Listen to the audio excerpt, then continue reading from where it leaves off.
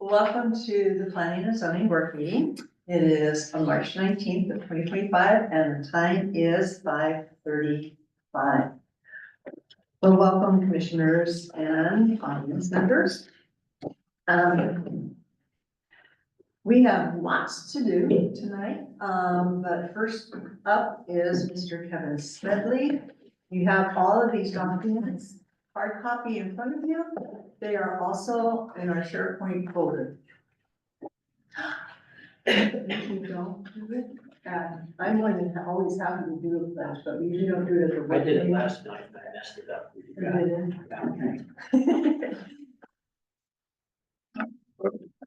We're starting, do you want? Yes, sir.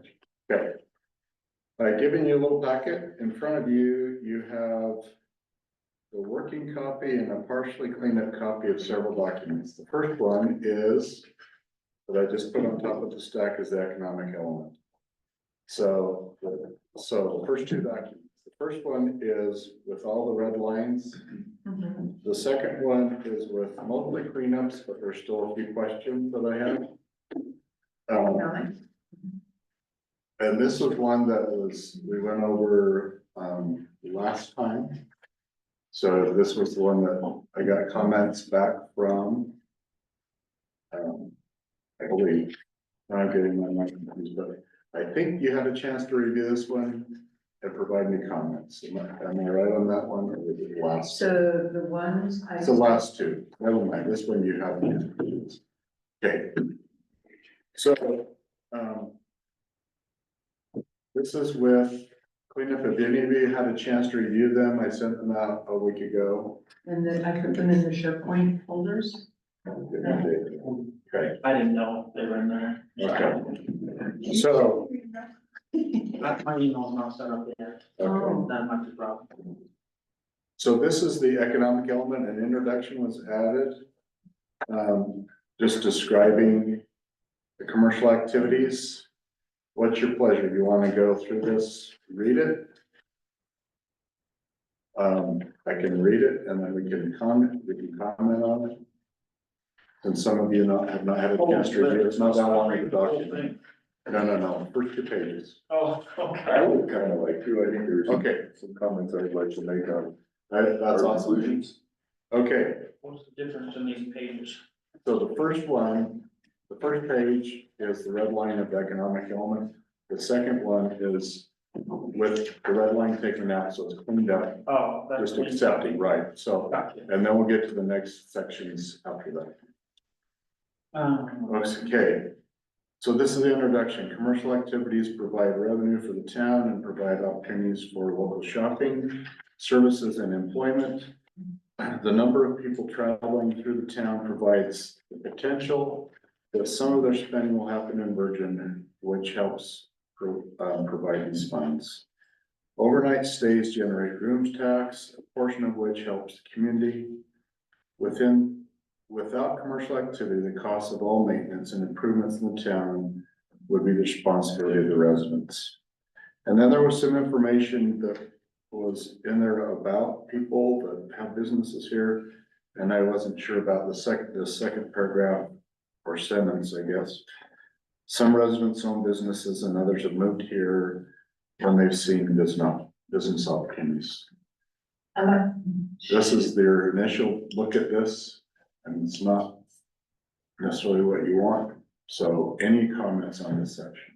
And I'm not sure if we need to even add some residents own businesses and others that move here when they see opportunities. I don't know if that has anything to do with our general plan. Okay. But this is just describing current condition. Do you think that describes the current condition? Well, this is the introduction, and then we get into the current conditions after that. Can I ask you, Larry, to speak into your microphone, because Yes. I cannot hear you. Yes. But what you just read and what he's commenting on is in current conditions. No, this just the very beginning is the introduction, and then below that, you'll see the line, current conditions. Oh, I see. Would it here be the right place to say something about the fact that, our lodging guests, of which we have many, don't really have any place to shop or eat here, or they only Yeah, have we a can, few well, we options? can include that under the current conditions. So this is just the basic introduction of what we're addressing, so. Places to shop.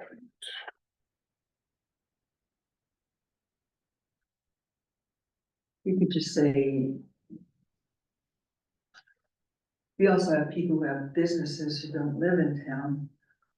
Yeah, I mean, that was, to me, it was an awkward I thought, thought an so. awkward, Yeah, so, but it was there. So maybe it's not response. needed I at all. commented, I am not sure of the intent behind this statement. Yeah, this is, Just, can we move it into current conditions? or we can just. Oh, yeah. That makes more Or sense. we can move it, either way. I mean, I'm one of those people that. For Yeah. my life is. Okay, We're the second group. Yeah, okay. All right. So Uh-huh. I like all this is just my opinion, okay, so maybe it's not worth anything. I'm reading this introduction, and I think it contains the perfect information. It just seems, it seems wordy and, Okay,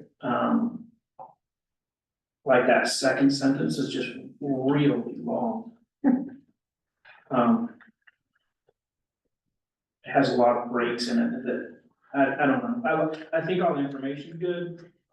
It seems smooth it out. more wordy to me than Okay. necessary, but. you know, that last after virgin comma, that which helps provide funds, Yes, that could be broken down into another sentence, which should increase words. Yeah, It might make more sense. Right. Like, what would those funds be used for, you could say, right? That benefit the town?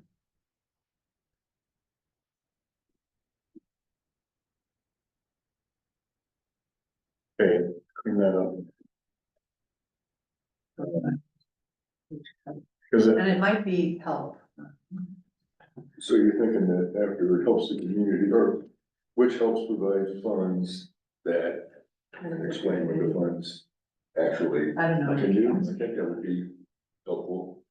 And, you know, Period, so make it a new sentence. okay,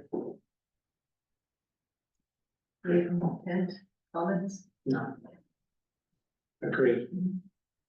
I'm a lover of long sentences, but I can see the point of doing this.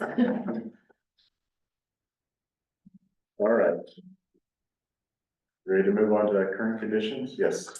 So is agriculture considered economic? Because there's a desire, or is that just considered a type of business? I'm just asking, because I had multiple people, both in the open house and in the conversations and in the survey, who expressed a great desire to keep some agricultural. I don't know if that goes here. So agriculture uses in the community, I don't know if they contribute a lot. You would have a better feel for that. Because some of, I imagine, when I drive around and look at what there is, there's alfalfa or hay production. There's some other things like that. There's some people keep animals. But it's fairly limited, and I don't know if they operate under a business license, if it's just something So that it they do. might fall under business. well, agriculture definitely is a business, but I don't know if we have much of it here, I think. Kevin might. We can, I can certainly mention It's a great tax write-off. It's not really a business. You're on- That's the other side. I think we, in the past, always, wanted to encourage it. I mean, without super intense agricultural uses, but yeah, like. it. You don't want a feedlot in town, right? Exactly. You already- A feedlot. Yeah. But, we already have. We do have. But, and I think we should continue to. I think agricultural really adds to so many of our other Okay. subjects here. It adds to the environment, in a really positive way. And I know we have a floral business where they grow the flowers here. Oh, Sky nursery plants. production. Nursery, we have a pot business. do We do. We did. Wow. Well, Still they good. tried. Yeah. So I just don't know if that's included or since I can- I just heard it enough where it's stuck in my mind that I I can wanted add to. it in and look at, see if I can find Yeah, any details it's a type about. of business, I the type of- guess, but I don't know. residential. Do you have a percentage of what for agricultural production or what's the word I'm looking for? agribusiness. For agribusiness, acreage of agribusiness, because I haven't we looked go at that. west and it's getting, I agree, it's getting eaten up with other commercial. So you go east and there's still a lot up there. Right, I haven't looked at that, and I'm not sure if, when I look at, like, when I look down here to the south, you've got some agricultural, what I would consider agricultural. I don't know if that's something's a hobby farm or something's just, That's a something, you business. know. It used to be the main land use, I think, it's just been kind of eaten away, and I Right. think that if there are ways to encourage its, you know, continuing We're not looking existence for, would be good, but I don't know if it belongs in economic. yeah, I don't know, I was just asking. We'll look at it, I'll keep that in mind, and if it belongs there, we'll add it in, and I think it's mentioned some in the land use.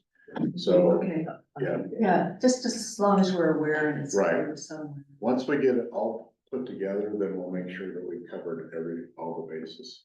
Okay. Okay. Good call. All right, under current conditions, Virgin Town has a growing economy. And if you want to follow along the red line, I'm just gonna read what it changed. So this is edits of what is currently in the general plan. Virgin Town has a growing economy. The town has the advantage of being located in a high tourism area with some of the most beautiful and spectacular scenery in the world. The town is surrounded by hiking and mountain biking trails, OHV routes, and other outdoor recreation opportunities.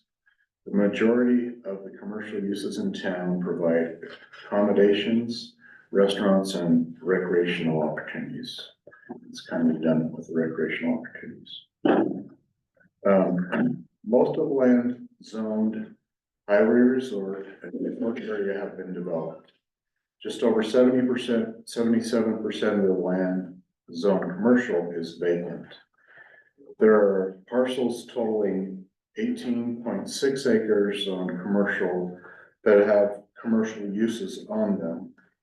There are 64.46 acres of vacant lands on commercial, most of it on the north side of Highway 9 in the general area of Sheep Ridge Road, with 9.81 of those acres in the north side of the highway between 600 West and Pocketville.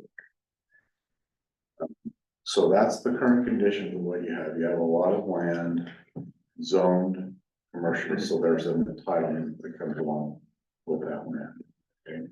Is it common to be that specific in the general plan on current condition?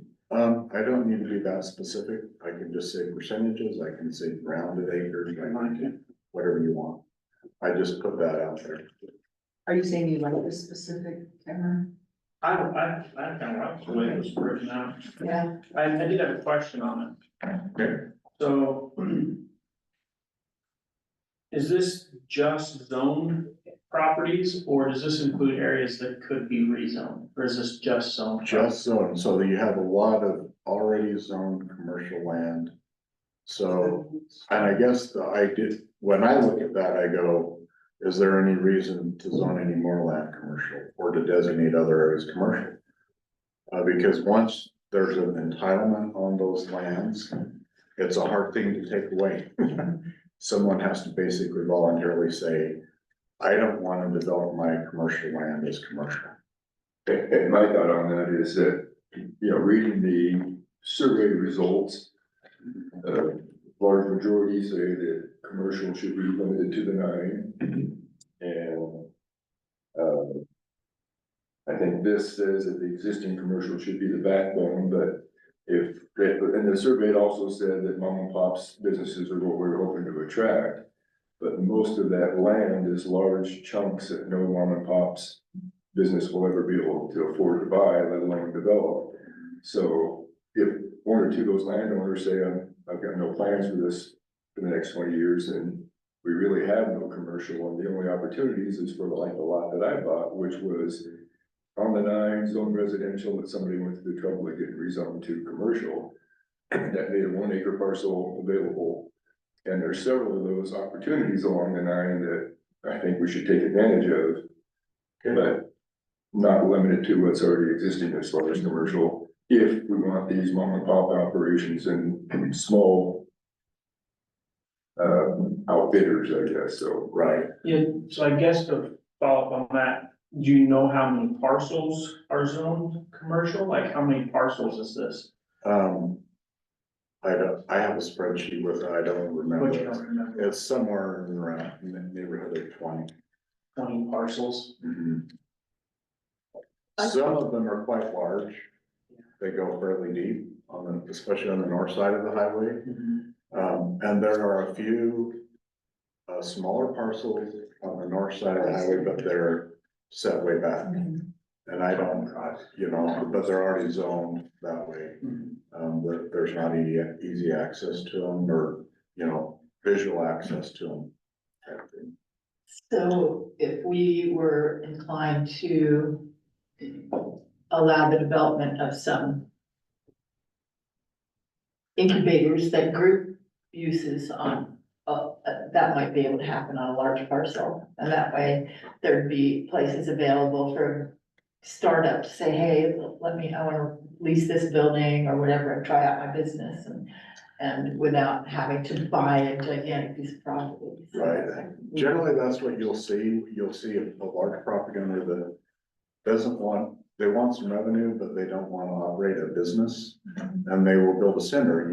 You could have policies related to, you know, encourage the building of a center that, not a strip mall, that's, you know, not an attractive thing, but something that creates a center that would have for rent components of that. I think you see that if you go out to Springdale, you see it. I don't know the name of the development, but right before you get in the park, you've got a building set off to the side. And within there, you have a number of different businesses, but it's a single large building, right? But as a existing operator, there's none of those opportunities now, so we're years away from that happening. Yeah. At the very minimum, and that was our issue for 6 years. There was nothing available. And so now it's right, Okay. So it seems to make sense, since we're talking about a general plan, that we talk about how we can encourage or plan for these larger pieces of commercial property to be eligible to be zoned.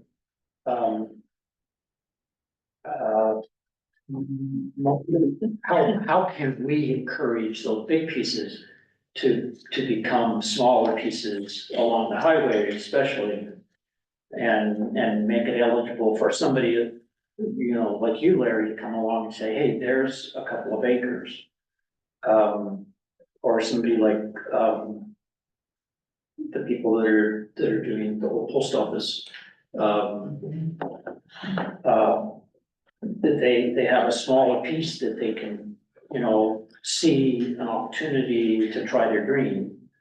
Or somebody that's, coming in and, maybe it's a restaurant, maybe it's a bike shop. You know, you don't need 10 or 20 acres to do a bike shop. I think the majority of the businesses we're trying to attract wouldn't need that much space, and the reason I bought that, even after I sold the business, is because I know at least I have a tenant that's very interested in what I could potentially build there, a place to locate his business. And if the sewer allows, we will have more than one unit that'll be rentable. So other small outfitters would have an opportunity. I felt like there was several of us that were looking for a long time. So as planners, how can what are the steps we need to take I think the to economy, encourage this? demand and the economy kind of dictates that. The land's there. If it was economically viable, somebody would have done it by now. Well, I think part of what is limited that is the sewer. Right. Yeah, And so, but now Virgin is part of the Ash Creek. Yes, moving toward it, but it's gonna be a while. right, but these are, we're looking at a longer term plan, we're not talking about this year or next year. So But with you can that- create policies that take advantage of Ash Creek, that take advantage of looking at your policies to see if there's anything in your land use division ordinance that, you know, makes it difficult for someone to subdivide their property, especially commercial property. That's what I was thinking, that how can we work with these landowners so that, it'll be more accessible to small businesses and startups, but still beneficial to the landowner. And with a smaller parcel, that sewer is no longer a big stumbling block, so you don't have huge building, Right, right? right. Right, the advantage right now to having large parcels, it would be, is that it would be worth it to hook up to, possibly, to hook up to the private sewer line that's coming up.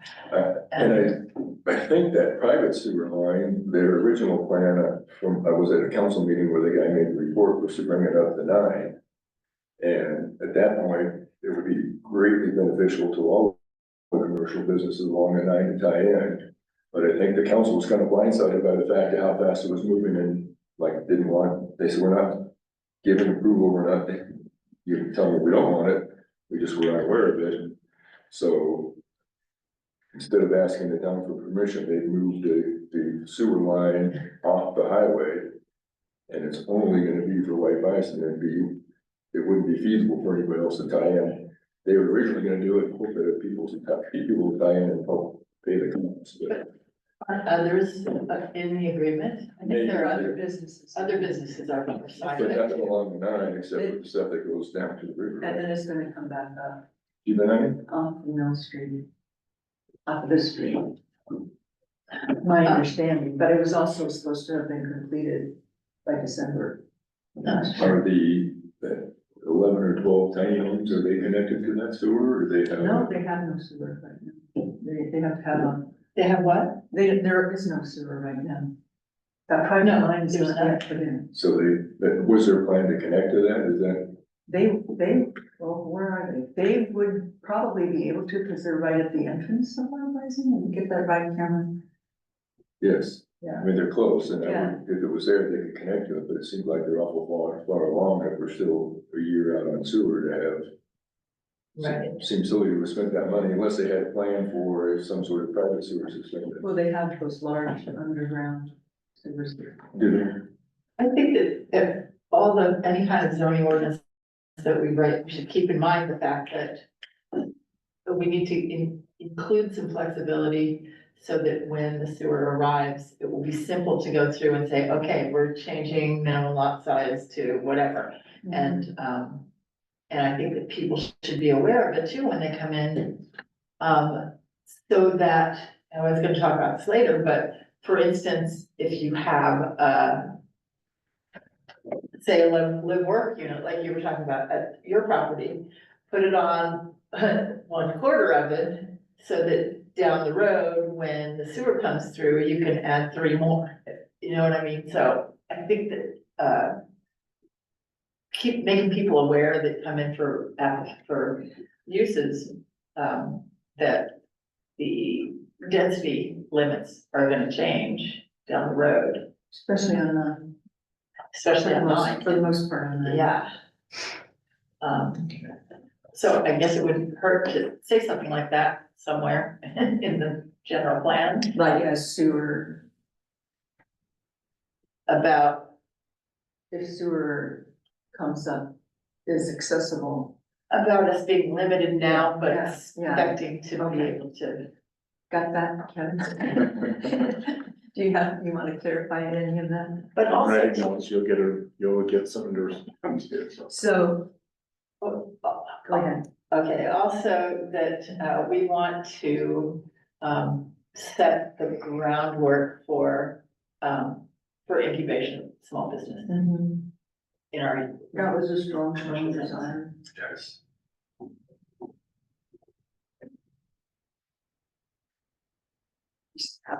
tally sheet in my head. Can I read or hear? That's it. I have a tally sheet in my head so that every time I read or hear. And Lee's summary was very helpful. I can't hear what you're saying. Lee's summary is very helpful as well. I'm sorry.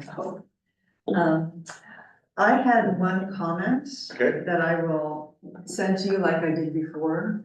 I'll give us a week to add comments online. okay, And then I'll make sure, I don't know how this happened, but on the economic element, the one I have in our current folder doesn't have that intro. right, And I this is know- what I added. Yeah, And so that's- I copy and paste that and get that intro into the document in our March work folder. And if, like a week from today, so the 26th, if you could add any comments you so desire, and that's only if you so desire. Then I print them off as a PDF with comments, and I email them to Kevin. That's very helpful. Did that work? It's very helpful. So I just have under that last sentence of the first paragraph, it says the majority of commercial uses in town provide accommodations, restaurants, and recreation. I think you're gonna change it to. What would you think of adding something like that allow visitors and residents to take advantage of Virgin's unique locale? Oh, sure. Wait, what? What was that again? That last sentence under current conditions. I just want to expound on that. I know it's another long sentence. I apologize, Karen. But I didn't hear you, that to allow tourists in. That allow visitors and residents to take advantage of Virgin's unique locale. Would that be in desired outcomes, not current conditions? We could go either. I'm comfortable with it being either place.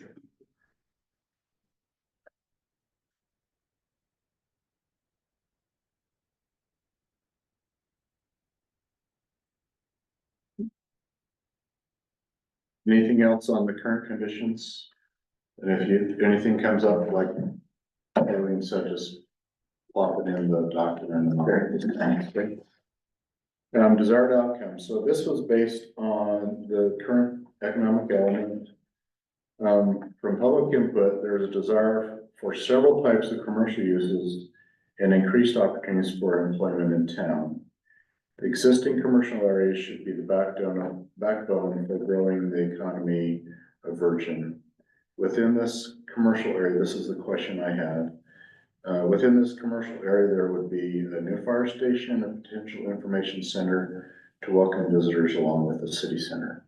Is that part of the vision currently I think the fire station, they were talking about it being in the commercial area? well, I don't know what the zone is where the town hall's at the moment. That's they're gonna do the police substation, the new town hall. And if we're I talking think the fire, anything I've heard is gonna be, the only thing I've heard is fire stations somewhere on the night.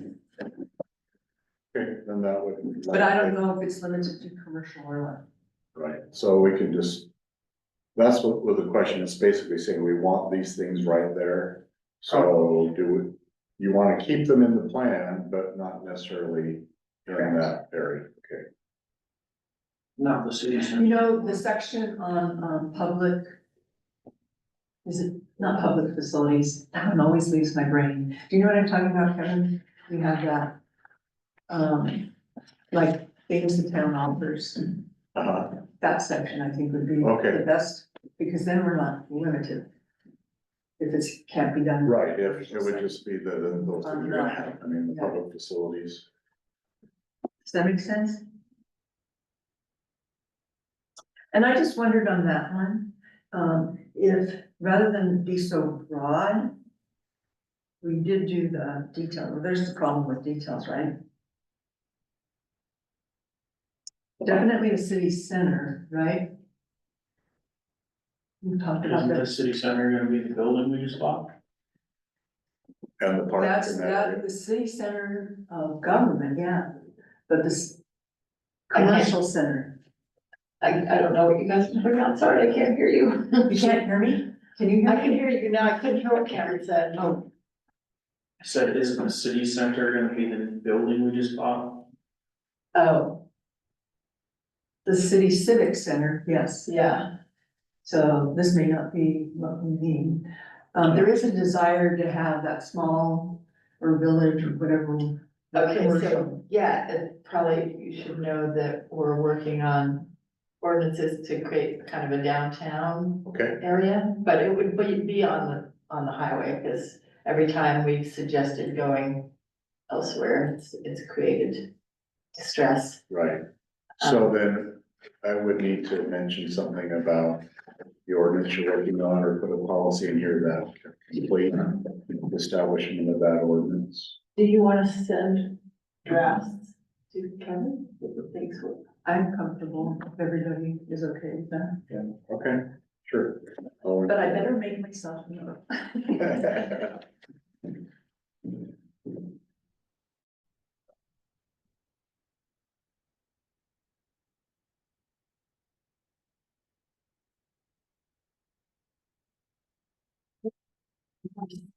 We under goal benefit from area. We just got there. Oh, okay. We're done with the other section. Okay. Where it says, do you want to read it to us first? We can, you can just jump in on any of them and comment. I don't need to read it to you.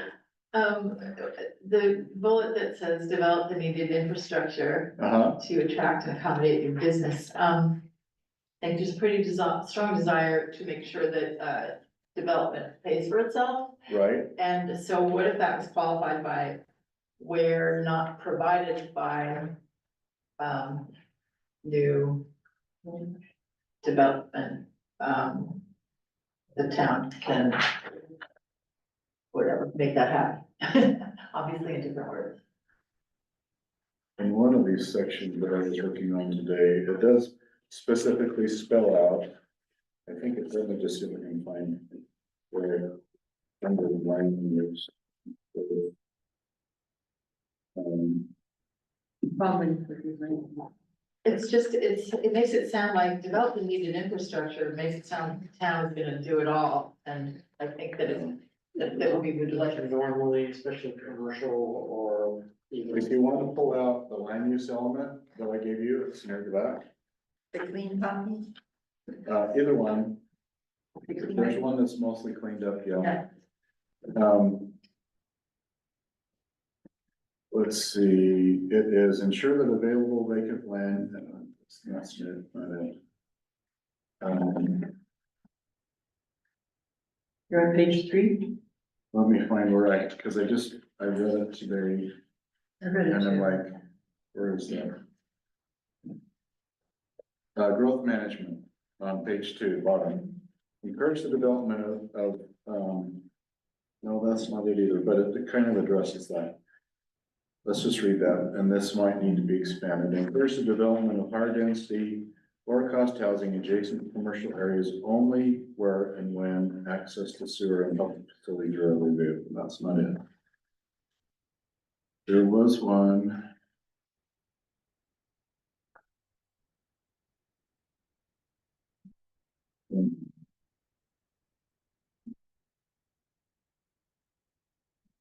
Well, I guess what I'm talking about is sort of an economic issue.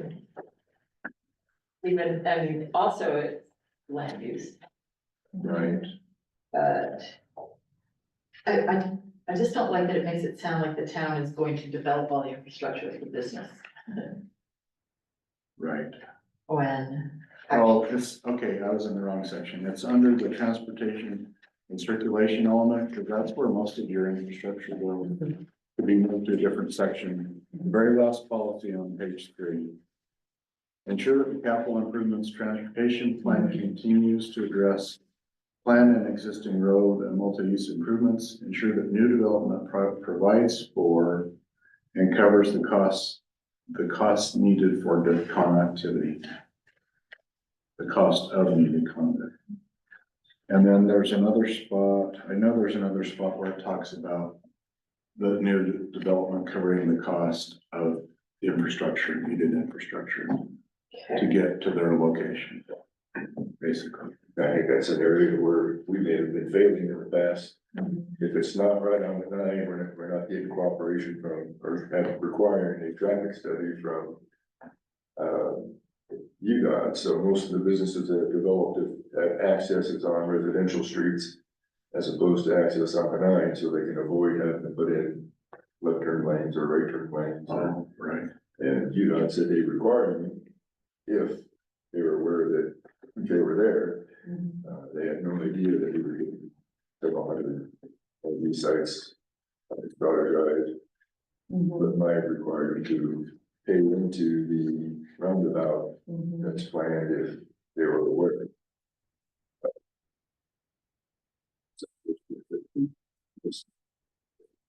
But I can, under the economic development, I can make sure that we include something about Yeah, because where it was that I changed, I remember changing it, where it was worded very vaguely.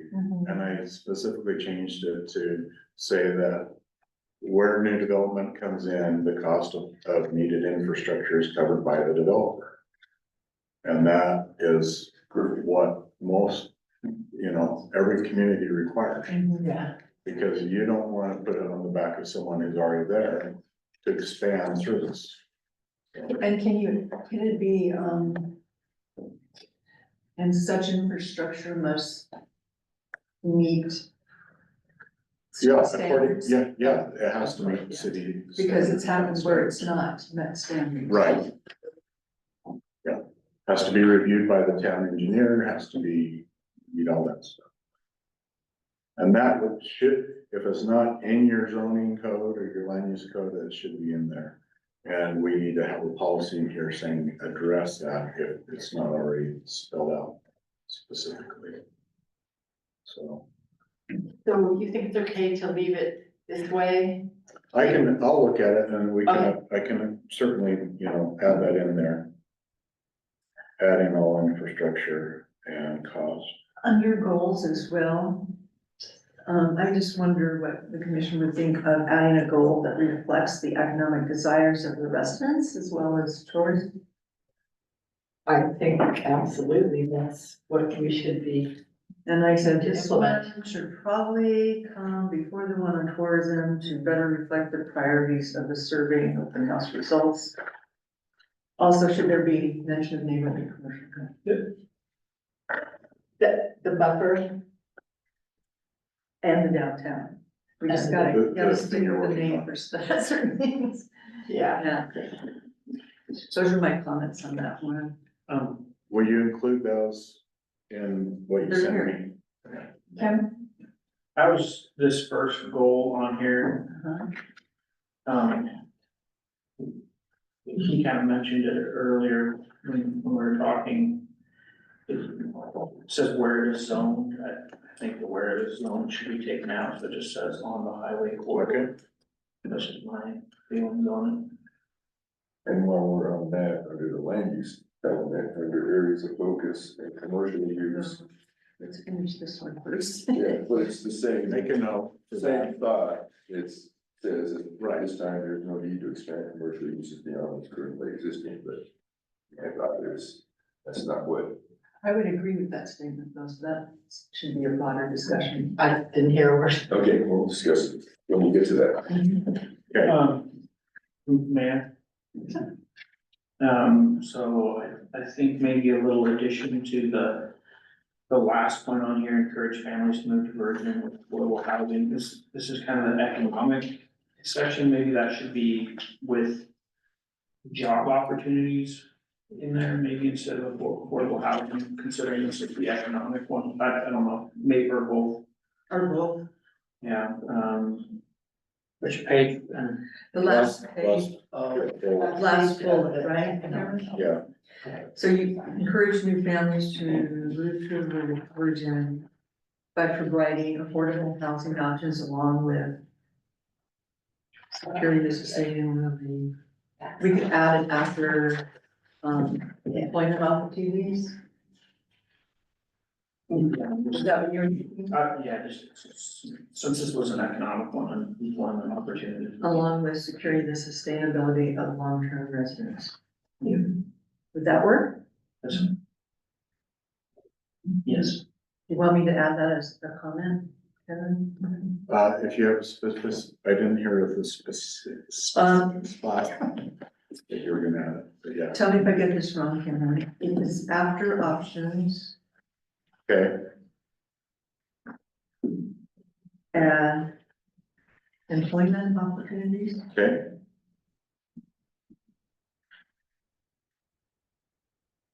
Did I get that right? That's fine. All right, thank you. Yeah. Okay, it's there, so it doesn't get lost. Okay, got it.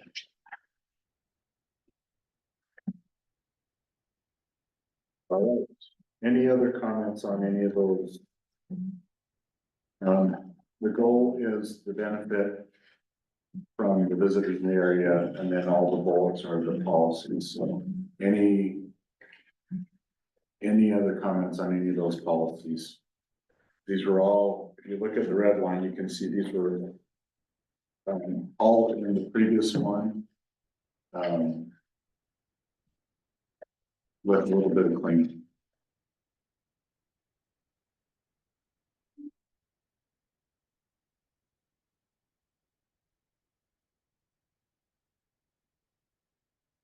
Are you ready to move on?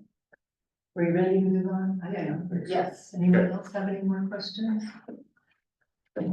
Okay, Okay, the next one is the water, conservation. use and conservation element, which is, in the draft. So, I don't know if this is where you wanna go, this is what I put together, I have a water background in water, so we a lot of it. So we can pare this down, whatever works for you. Water, you're talking about this one? Yeah, the water, Water conservation. it's not red line because it's new. And this is not just a plant environment, it's in addition. Right, this is in addition to the environmental. Does this include, like what the Water Conservancy wants people to do? It includes language related to that, yeah, there's some goals and stuff in there. We did just, I believe the council just adopted efficiency standards that Mhm. we were required to follow once we joined the regional agreement. Right, and so this spells those out. Oh, good.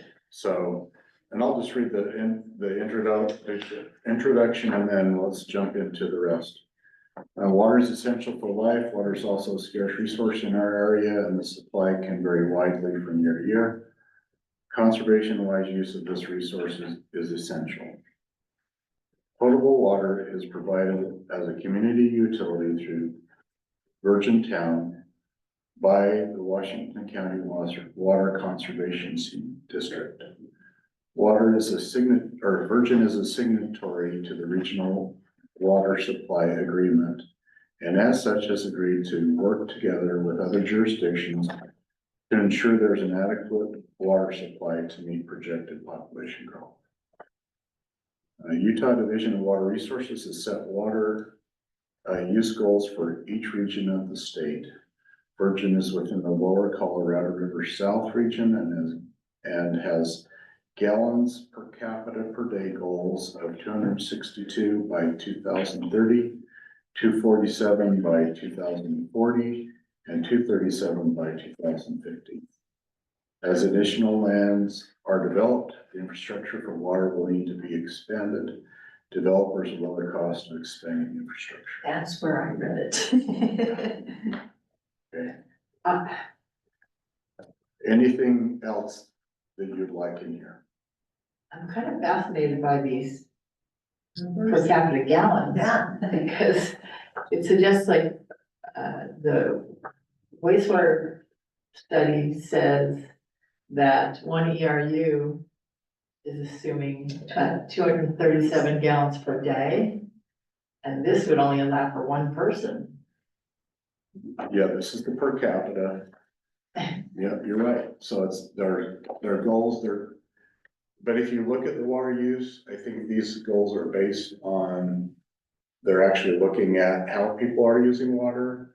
And these aren't like huge leaps, they're micro steps towards conserving a little bit more. So remember, these goals are per capita by city, so this would include irrigation of parks, community services, businesses, like this is Not just a house. not just a house, like this is a per capita based on. Right, which makes it, It's also gonna include waste like water breaks, fire hydrant flushes, all those things will be included in this number.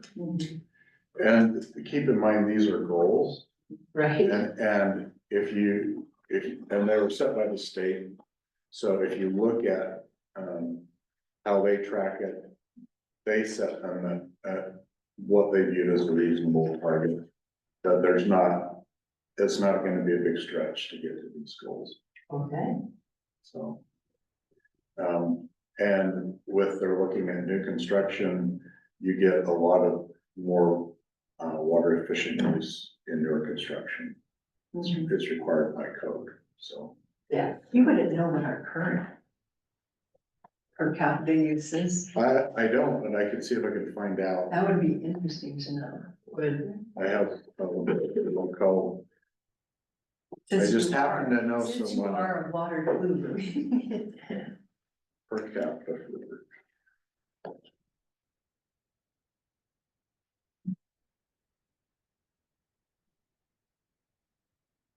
Do we need to add a sentence to explain what Cameron just explained, that that's not per head, but that's per head total for the whole city? Oh, yeah, I can just clarify it, which includes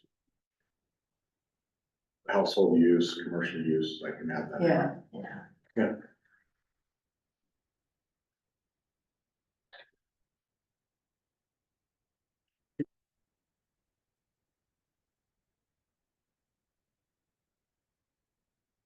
And let's see, current conditions then? Okay, Virgin Town residents receive potable water through the town, who is a member agency of Washington County Water Conservancy District. Irrigation water is not provided for residents, but is available for those who own shares in the Virgin Canal Company or the Virgin Irrigation Company. The town adopted the water efficiency ordinance in August 2024, which includes regulations for indoor uses, commercial uses, and landscaping. Water efficient fixtures are required indoors for new construction and remodels. Lawns are limited in size and must be a minimum of 10 feet from areas designated for vehicular use. Drip irrigation is required for landscape plants and mulch in garden areas. Automated water systems must use an EPA WaterSense label controller or equivalent. So those are the current conditions, and I could add in, if I can find the data, I can add in the data of what the current, use is, any of that. I'm not sure what I can find. Okay, desired outcome. As a community, we will use water in a way that recognizes it's an essential and limited resource. We need to add in. Pardon? You left out the word in the actual document, Oh, okay, but I have noted that. So. okay, thank you. Ensure that development, does add a burden. It does yeah, it doesn't, there's an NT missing there, not. and apostrophe T, doesn't add a burden to existing water users. Encourage all property owners to evaluate water use to see if adjustments to their home or businesses, indoor and or outdoor landscaping use, landscape water should be considered. Any of those sound okay? Is that something you want to, anything you want to add? Sounds good to me, if they're not. Yeah. And then goals. Education, was the first goal. I think there's two goals there. Educate residents and developers about the water efficiency ordinance requirements and resources available to make changes. There are a lot through the Water Conservancy District.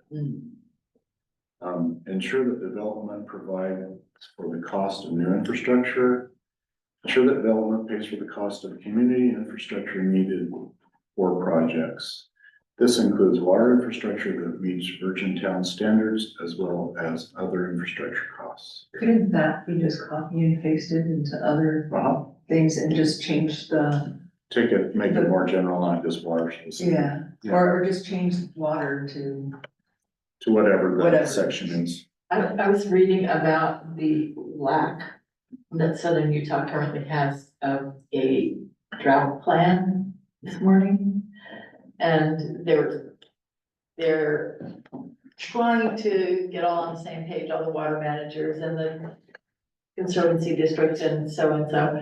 And they just have step down or step up restrictions based on phases of drought. And I wonder if some mention should be made of preparation for drought or Okay. education. Sure. Because, I mean, some of the things that they will do are gonna be pretty extreme.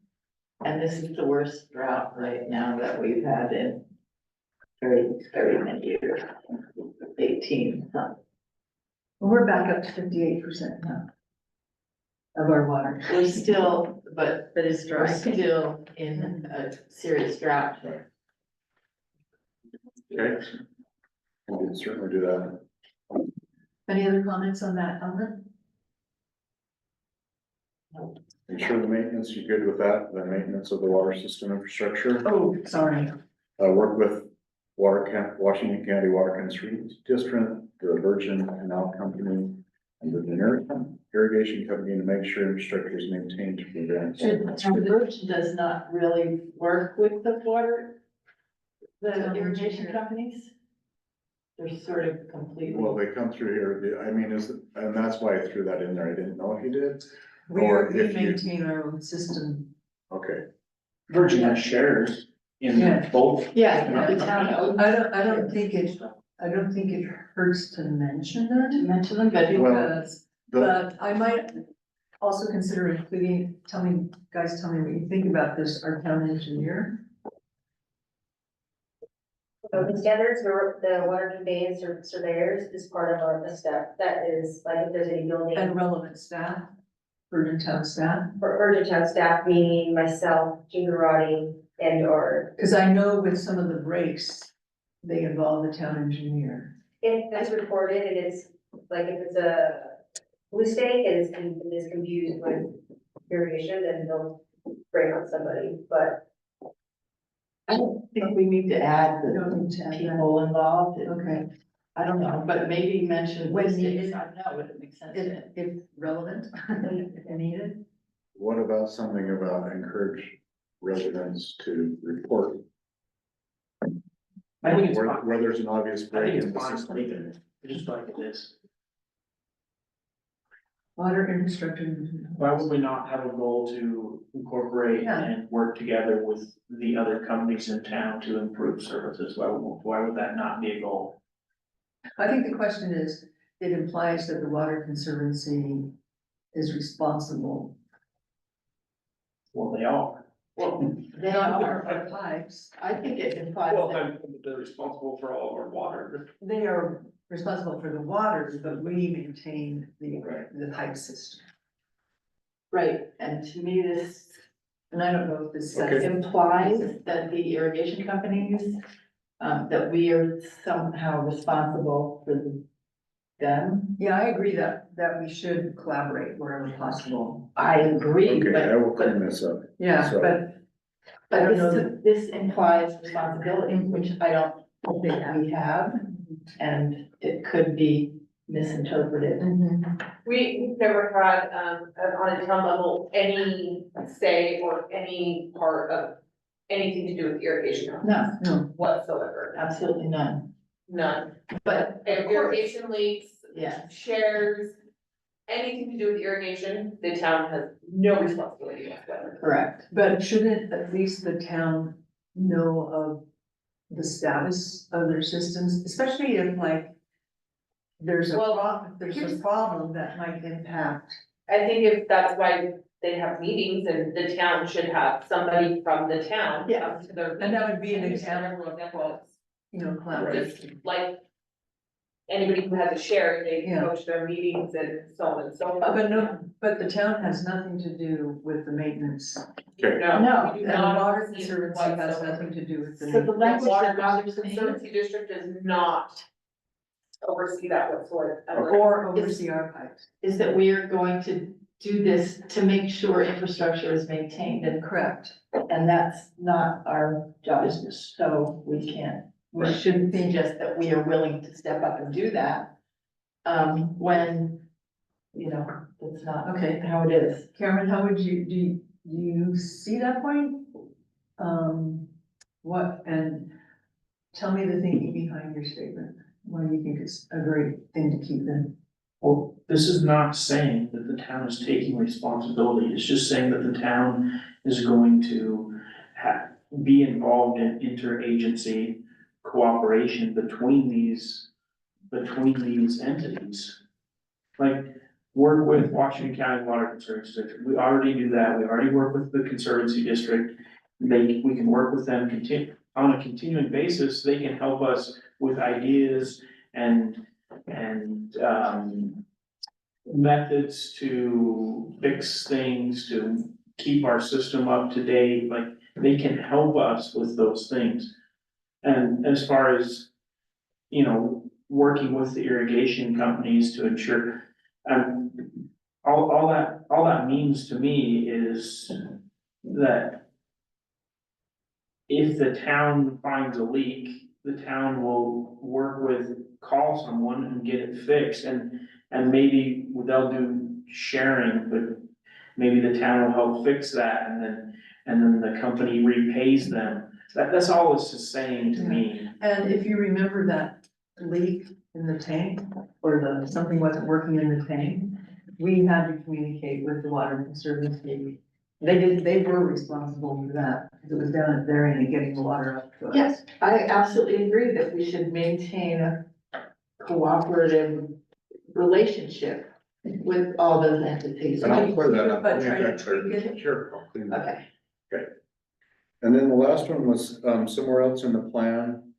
I can't remember which section it was in, but, incorporate existing but underutilized town water resources such as springs, wells, and water rights.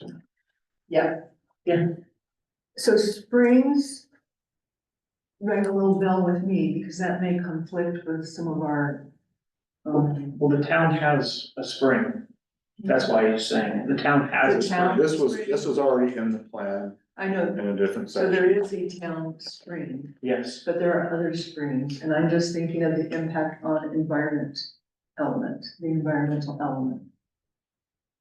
It may conflict. There's springs all over Virgin. But the town has water rights yeah, from a spring, exactly. From a Water spring. rights. from a spring. Up on the hill. But this would imply, it doesn't say the town spring.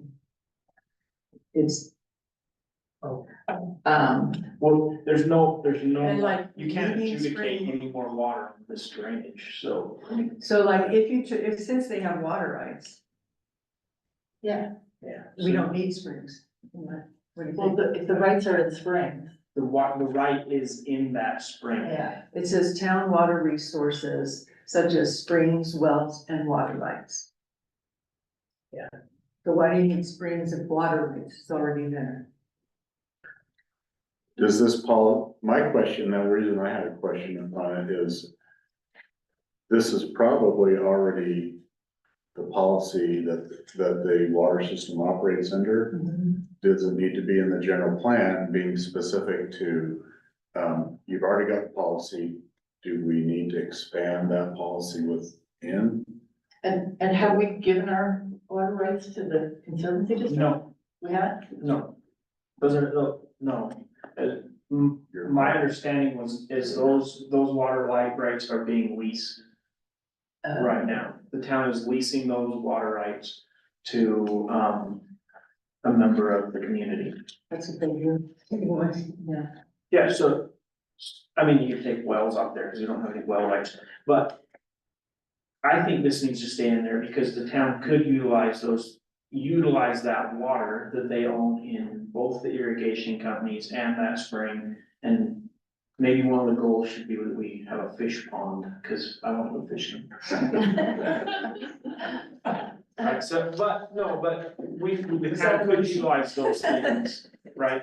So if the town got with the Water Conservancy District and they were able to put their water rights that they have into a storage, then maybe we could keep the grass greener at the park, or, you know, like, there is infrastructure that the town could put in that would make it so they could utilize their water rights more efficiently and better. Yes, and, I don't think you need to worry about springs that the town does not have a right, already own a right to. We would have no access to it, correct? Right, unless You have to- unless you make a unless Unless you're you make a transfer. transferring rights, and when you transfer rights, you typically lose water. So, yeah, it's not something that could happen. I withdraw my concern. Well, you know, Well, water is very complicated in Utah. It is. for example, you can't transfer it from that side of the river to this side of the river without major steps. Right. Okay, so that's good in there. Is the wording for it good? To me, it's a little confusing. How would you reword it? Well, I didn't know exactly what it meant. When I read it, it's like, And that's my concern. from a policy perspective, it's more of a directive. I would say something more along the lines of explore ways of utilizing, you know, Yes, That's good. I like don't know that. that incorporate is the right word either. yeah, that's why. So I would say something like, explore ways of using unused town water resources. Collaborate Yeah. with water resource entities to maximize, water, preservation and use. Okay.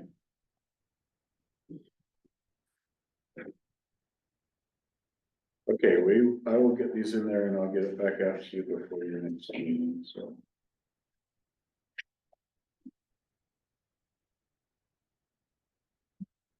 Okay, we good on that one? Okay. Land use element was one that I got comments back from. And so this one has the changes with the comment. Have you had a chance to review this at all? I mean, I don't want to read every word. Okay. So are there any concerns, or if you haven't had a chance to review them, just get them to me by, have it. Yeah, I've got the 26th, comments that'd be here, these documents are in 2025 folder, March work meeting, and they're in their own separate folder, so. Just the red line, I'll tell you. I didn't send that thing up. I just printed that out today. For Red is use. that one, yeah, it's red, but you'll see some comments already on there, and just add them, and then I save it as a PDF with comments, and in 1 week from today, I'll do like I did, probably mail it to you on this is our last day to comment, and then I can mail them to you the next day. Sounds great. Okay. And then the same was with the transportation and circulation element. This is based on comments I got back. A little bit of cleanup with language. And adding a section on, under the goals and policies on State Route 9. Thanks to what they changes were.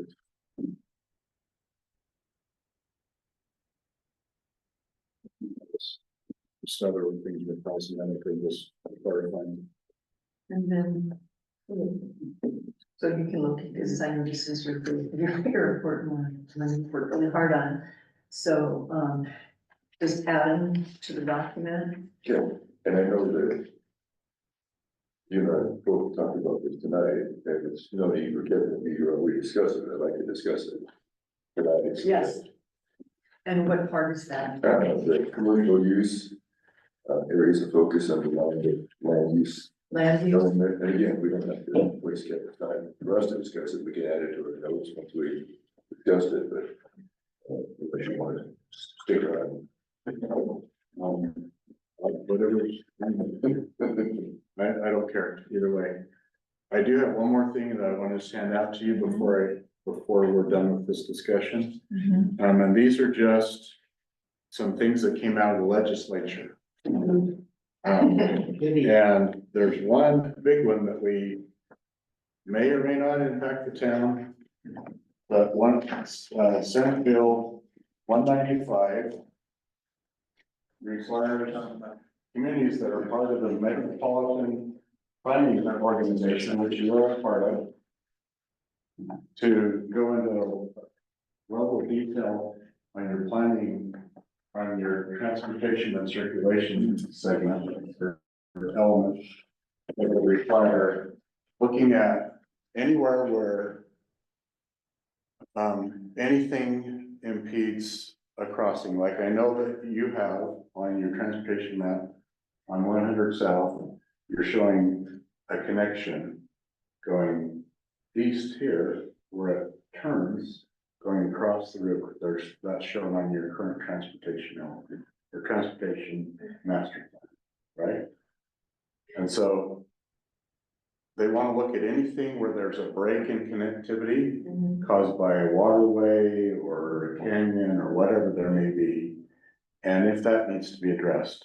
As you read through this, I'm not gonna read it to you, you'll see that they want you to do cost estimates, they want you to do a lot of things.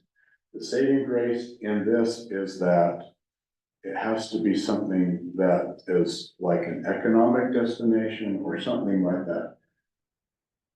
Right now, Highway 9 is the main economic destination, takes people to things along the highway. So I just want you to think about that. Is there anywhere that we need to address this in our transportation element? After looking at it personally, I don't think that there is, but read the language that I just handed out. On the front is a summary given by one of the planners that does a lot of reviews, and on the back is the actual language of the provision.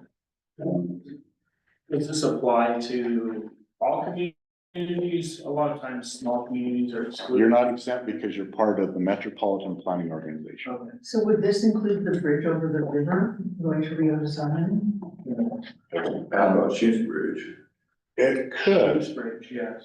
and Sheets Bridge Road But there's is economics. now county road, right? That's gonna be, And it's planned to be the new right. corridor to Yeah. eliminate the Where all the trucks trucks. through the tunnel. So, That's. and my take on that is you're not building it. Okay. It's coming. The So- bridge is coming.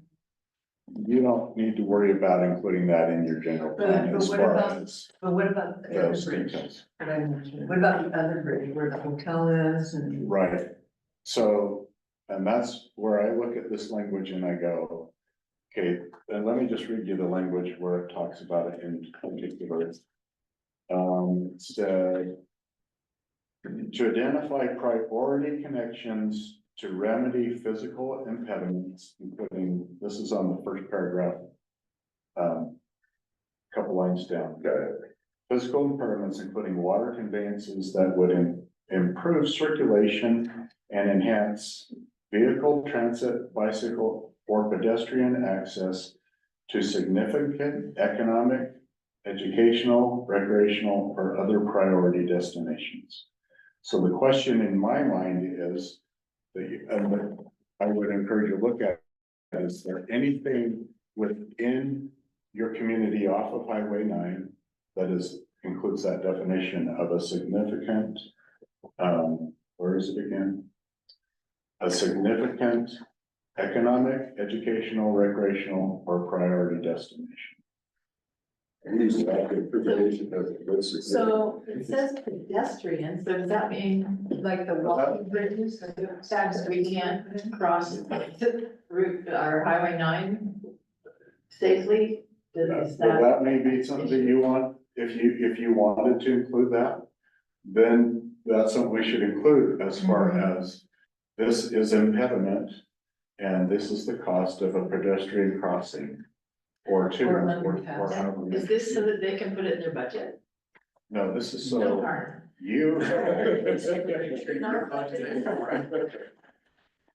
But it also asks you to look at funding resources and those sorts of things. The Metropolitan Planning Organization is trying to put together, 'cause it's their responsibility to take all your input and put it into one document and report back to the state. So they're gonna provide you a lot of help. They already have, So how, and we just look them up and contact them? no, they work in my building. They work in your building? Can So- somebody come out and translate or take the car, go on a field trip with So us? My suggestion was just think about, at this point, you don't have to make these decisions, but think about and discuss. Are there places that we need this type of infrastructure? And like Lee brought up, well, maybe getting people across. That was a big part, I mean, that was So- mentioned in our plan. And so that may need to be included in the transportation circulation element. And if it is, then it's gotta Gonna have include the those cost. things. And the MPO can provide us with those because it's just general estimates they do in a plan. It's not plan This is specific. the bill that was passed? Yes, it goes into effect this May. And it has to be in your plan by July 1st of 2027. So we're working on it right now, so let's get ahead Let's of get it. it What's the done. purpose of this bill? That's the Good. question I first asked is, who in the legislature had something where it was inconvenient for them to cross a canal? They had to drive around. More like it's a constituent of the legislator. But I'm just, it's, never mind. But Well, the original language in the bill was a water conveyance, and then it broadened to any impediment to connectivity. So that's just I coming up. think pedestrian crossings. Yes, that's it. We might really consider including that in the, and where. And I will bring this stuff up to the MPO. Yeah, I and where work would we, with them. where would we want them, how, and because I know the bike people are gonna cross. But I think they're gonna, the shared bike path, but I think they're. It doesn't always have to be over Right. pass, it could, because we have these little, A like, lot of them in St. George are under. under, you know, Right. and I think that would be, I don't know. I think it wasn't a there, way to look at. I haven't looked at the transportation plan in a while, but wasn't there proposed locations for that? Like one of them was under the. Culverts and things. Yeah, and then, but near on the west end of Desert Gardens, there's another opportunity. And then it'd be cool to have, and I'm just dreaming, I could be wrong, but I was thinking one in the west, one in the east, one in the center. And that may be the extent we need to do, is say we would like 3 crossings distributed throughout along Highway 9 in the community. And then you can simply plug that information in that you get from the MPO. What do you, So just be thinking about that. yeah, So, we'll let you know maybe next time. and I will be talking with the MPO about race concerns because they need to know what they're actually looking at. Because in their minds, it's cars. It needs to be people on bikes Right. and walking, Well, they say it's all listed in here, pedestrian, listed. right? But I mean, they look at traffic models. That's how they're gonna be narrowing this down, so. Thank you. Thank you. Right. Did you have another thing for us? I saw maps. It was just acting. It's just a big long list of all the legislation that could impact you. Oh, That would be I interesting. would love to see that. Yeah, okay. I'll just hand this out. Here's all the bills. That didn't take much convincing. I mean, you went through the trouble. Thank you. Thank you, Brenda. Thank you for your hard work. Your patience, are we gonna make our deadline? You're fine. I think we're gonna do okay. Now that we've got a system there. Oh, and where do we get this lovely hyperlink thing? I can send you, I will email you the document. And then I can send it to everyone. Sure, so, And that's just the overwhelming, so. And a lot of those won't apply to you. But these Because are ones that you listed because This- it might, these are all the ones that are tracked by planning organizations in the state, oh, and they all passed. There's a oh, number that didn't pass, so these are the okay. ones that passed. Okay. Have a good meeting. Thank you. Thank you. Thank you, Kevin. All right. The next item is our the discussion of public hearing comments and the ordinance for duplexes. And those two are again our SharePoint. And Kent, if you need one hard copy. Oh, you got it up there. Yeah. Doing well. Okay, so, I just want to acknowledge Mr. Lacoste who's sitting in our presence today. So, Which issue are Well, we we talking about received- first? we received a letter from, Riker Stigler because he couldn't attend. Has everyone had a chance to read that? And based on his final comments, he recommended town explore, an overlay zone. We've made some modifications. If you look at the original, document,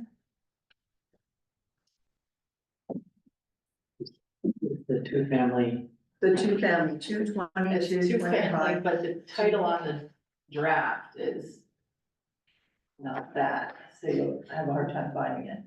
Well, It's because there was no decision on what to call it, so one idea was village residential overlay. that's the newer one. Yeah. I'm just referencing, I'm letting people know which is the original. Oh, Okay, so the original one is the one that has the date of last modification of June 22. And the one crafted in response to the comments by Riker is the one that says 319 draft village residential, so overlay district. Apparently, our original idea didn't agree with state code per se on some things. And, however, if we did it as an overlay, it would work. I think that's the gist. Is that correctly? close. Okay, so Lee, I'm going to let you explain this one, village residential overlay district, Okay. and then we can ask questions. Are we doing This is- duplexes? This is the duplex. Duplex. This is the one, and then I will go over this, and then I have my notes on comments that we want to go through. And, see what we want to do next. Okay? Based on what Riker was telling us about the original ordinance, okay? I saw those comments. Okay, Okay, yeah, so he suggested it be an overlay, which makes sense. I just wanted to say that actually various people suggested it should be an overlay. The town is now considering adding for the first time in ever, an avenue to put more than a single family dwelling in a residential building. So that's one of the reasons it's slightly limited compared to what maybe some would most prefer. But it limits again to 1 ERU per acre. We have now a table of the ERUs and it would, we are allowing this as an assumed 1 ERU use, just like a residential, just like a single family dwelling. Good idea for me to have this ordinance in front of me. Okay.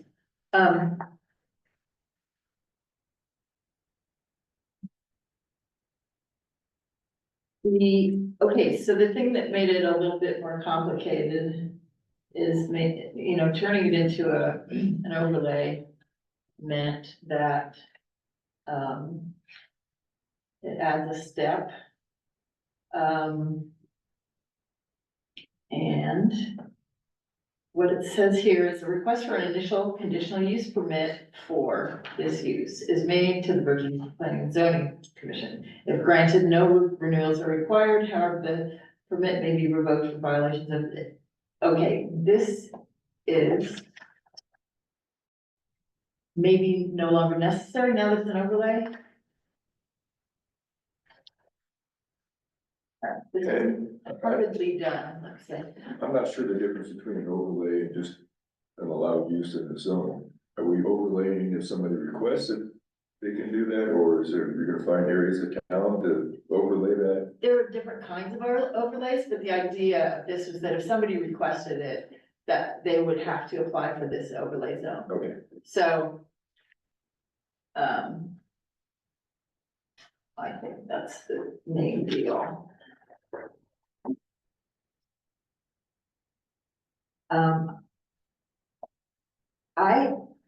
I tend to think, because this was not written as an overlay zone, that this 8071 application section needs to be worked. Oh, sorry, 80, section 80 and down, or 82 and down. Okay. Item 1 should be reworked, because now it's overlay zone. So it's not just applying for a use permit, it's applying for an overlay zone. And the 89. Okay, then the same standards for 1 area per acre.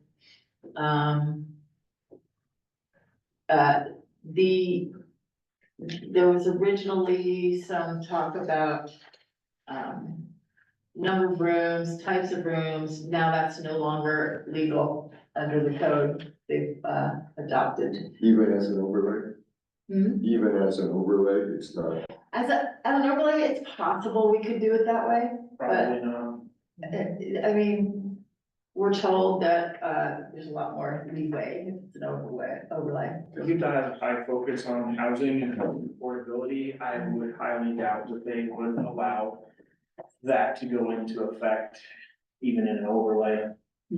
I mean, look at all the, if you just look at what they passed, I'll bet a good 50% of that has to do with housing and housing affordability.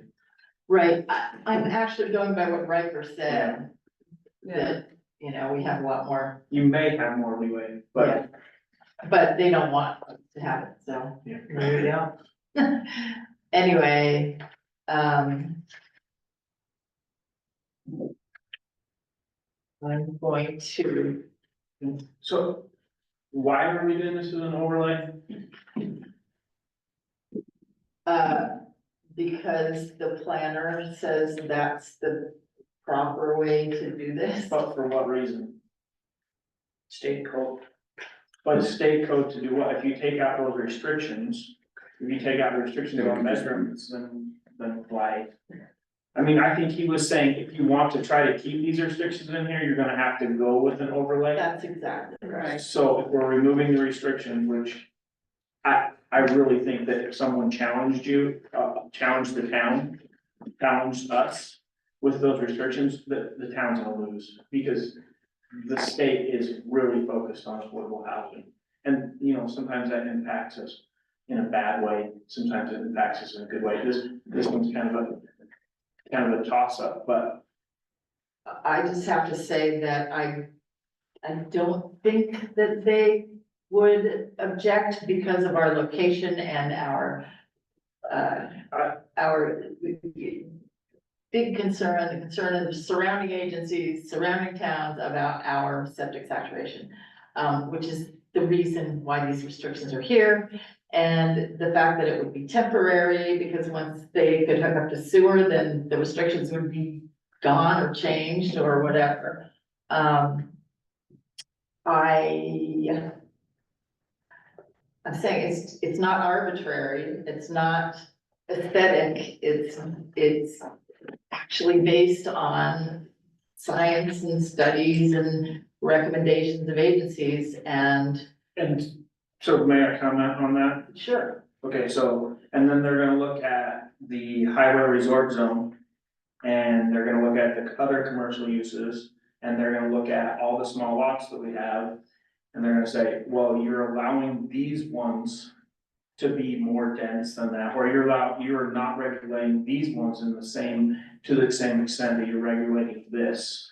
they understand that ordinances change and that towns find themselves in trouble in one area and then try to fix it by undoing that. And that doesn't mean there's anything wrong with what's there. It just means we're trying to make a correction in our route. Right, but they're gonna say, your correction is in a manner that is completely contrary to how the state of Utah wants communities to develop.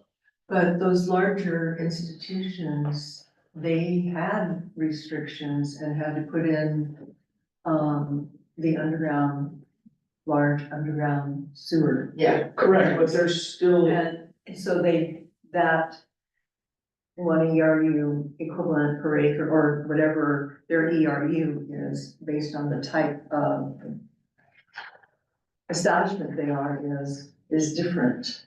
Also, commercial, like a hotel, one room doesn't equal a single. right, it's four rooms equals one ERU. Yeah, For this, if I remember the calculation right, but what I'm saying is, we've allowed an exception for commercial activity, we're still allowing that exception for commercial activity. We may require them to do specific things, but we're providing a path for them to do those things, and the same path is provided here. but we're not. Yes, read it. No, The same things are offered there as a solution if they want more density. What line is that? If you look at 98 to 100. Those are the same options we've offered our commercial establishments, correct? I don't see 98 and 100, sorry, I came straight from work, I didn't grab my computer. Oh, you have a copy? Yeah. Those are the same options. Line 98, 99 dwellings will be connected to, it says, density may be increased by P and Z if dwellings are going to be connected to an approved independent sewer system or dwellings will be connected to a public sewer system. so that doesn't say they can exceed 1 ERU per acre. no, they can transfer development rights or connect to sewer or get their own independent system. So my question is, and I love the idea of having duplexes and having the lower density. But, and correct me if I'm wrong, before they even get to the town with their permit application, they have to have a health department approval, or in this case, Ash Creek's approval on the septic system. So if they're proposing 2 4-bedroom duplexes, the Ash Creek would expect a huge septic system, is my guess. Or say you can't have that many bedrooms because of the lack of drainage after a protest. So wouldn't that be the limitation? I mean, if the lot will take the sewer and it's not gonna pollute our river, maybe they come up with a private sewer system for a duplex. They don't know our zoning though, so I mean, you'd come here first and then you would. Well, you have to have a perk test that shows how quickly the water is soaked into the ground. I'd like to call on Shyla to give me, I know in our HOA, the health department has to approve the plans before we. so what is our process here? When does an individual go to the health department? At what point in the process should that be done? Or, I mean, this is in response to like a building application, Yes. Okay, so it is residential indoor commercial, I'm actually, they would, they can check in with our Vernon Town staff first to do a pre-application meeting that is just concept and plan to confirm that they might not need an overlay zone, or it might not be that, so it starts there. Then from there, if they're submitting the application, there's a pre-application checklist that they have to complete. There's 2 sewer ones you guys are talking about. One requires a water serve letter. And it's like, and then there's another one that's structural, sound, all the other things. So there's 2 different ones. They have to get all of that documentation before they actually can apply. So there's about 8 different steps that I need to receive at my desk. If they do not have those 8 steps, I refer them back to complete them. Once they have that application, then I check it. I make sure there's 2 printed copies and 1 digital. And once I have the plans complete and the review is complete, then I can call on the zoning administrator and our building inspector to then both review it for completeness. So then the zoning administrator is checking height, setbacks, and he's checking the construction plans to identify all the marks. Once his review is clean, clear, and approved, then building inspector does the building standards and all that. Once he brings that back to me, and I have signatures from both and stamps, approved plans that cannot be changed, then I'll call the applicant back and share with them that their building application has been approved and for them to come in and pay their impact fees and anything that's due and outstanding. So that's when it moves forward to an actual building approval to start. But one of those checklist items is a letter from the health department saying that what they proposed is, what they're proposing is okay with this That's- particular Oh, septic so they've size. received a full serve letter. Which then, yeah, but there's a lot more that goes in after that. It's just the very beginning, Right. so.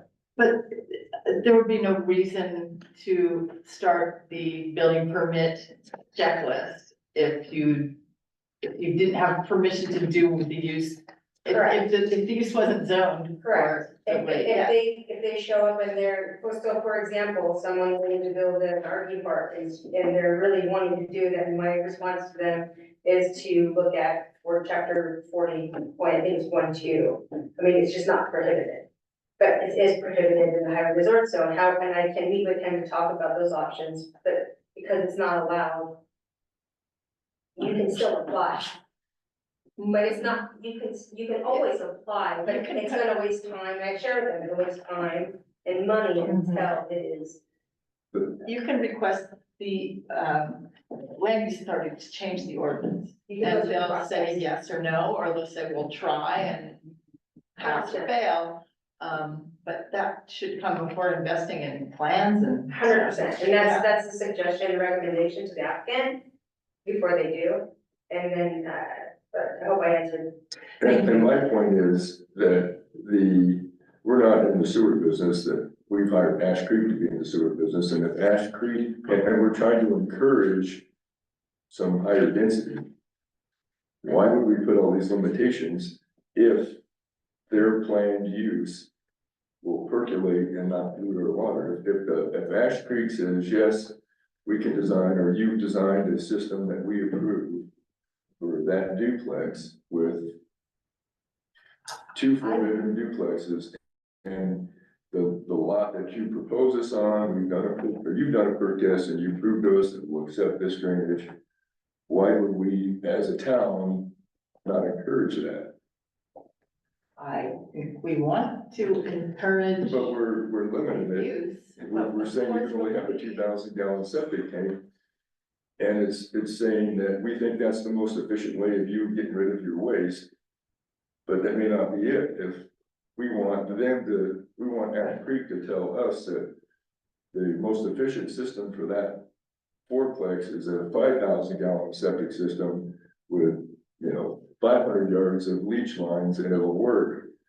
If that's the case, then why are we putting the 2,000 gallon limitation on it? Why are we putting the bedroom Well, then limitation? why are we even doing a groundwater study if we aren't going to try and determine what location might be better than another for Right, high but density? I think if you go and submit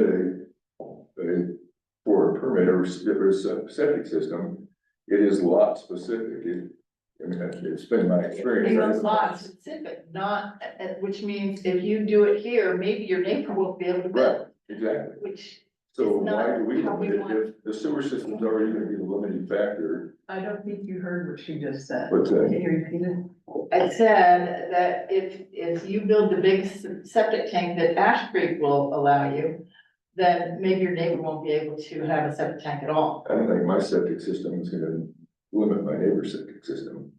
If It's, he's on the same type of soil, it should go straight down, not over my. well, that is not quite that regular here. And I, And I think we do have evidence from, as I mentioned at our previous meeting, that is the acceptable standard for virgin at this time. In general.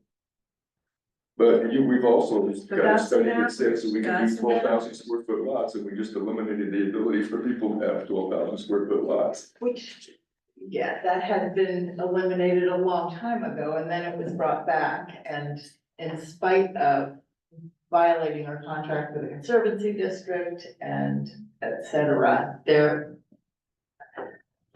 I just think that we are, if you allow one person to, you know, have greater density than the next, I'm then not saying you bigger want, density, I'm still saying duplex.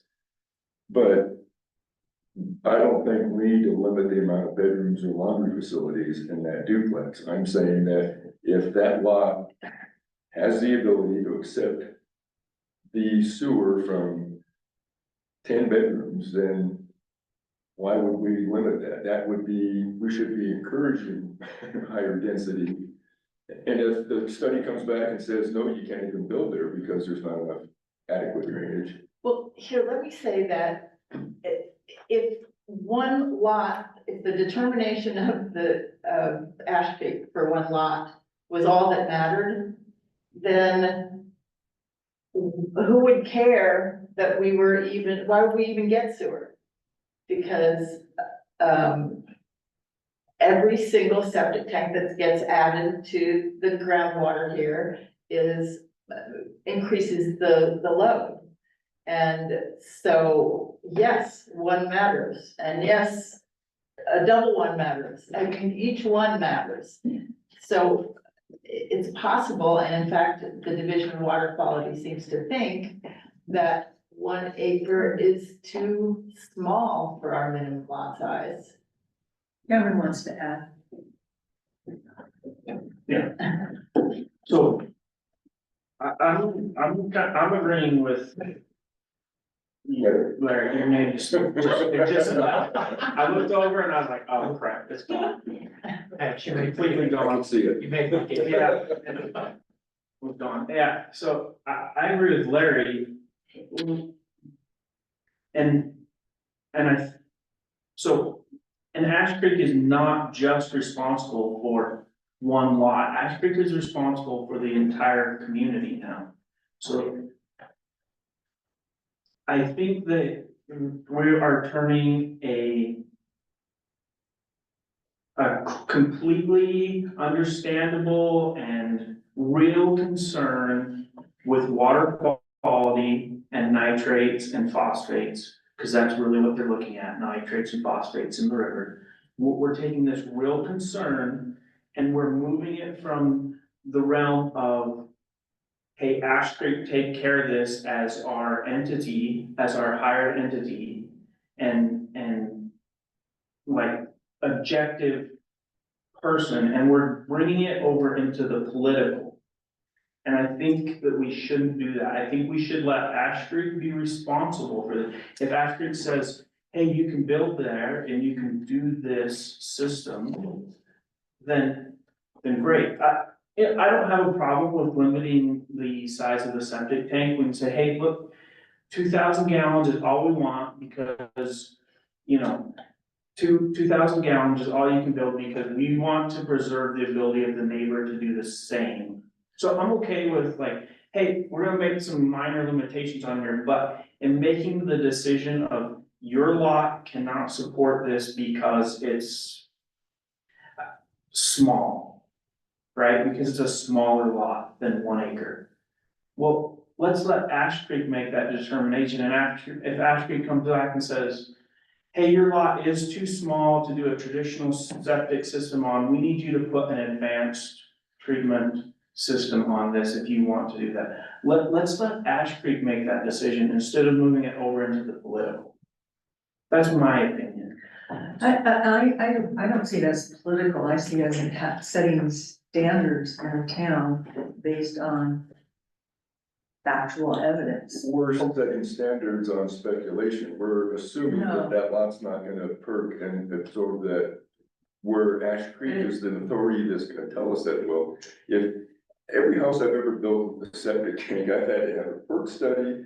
And it will tell me whether or not the plan I have will work on that lot. It doesn't say, well, if you do it, then your neighbors can't build. And It just says that your lot will accept this many bedrooms. so my understanding is Ash Creek was enjoined as a body politic because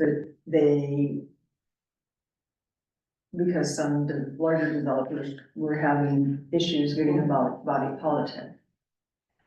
That has nothing to do with our standards.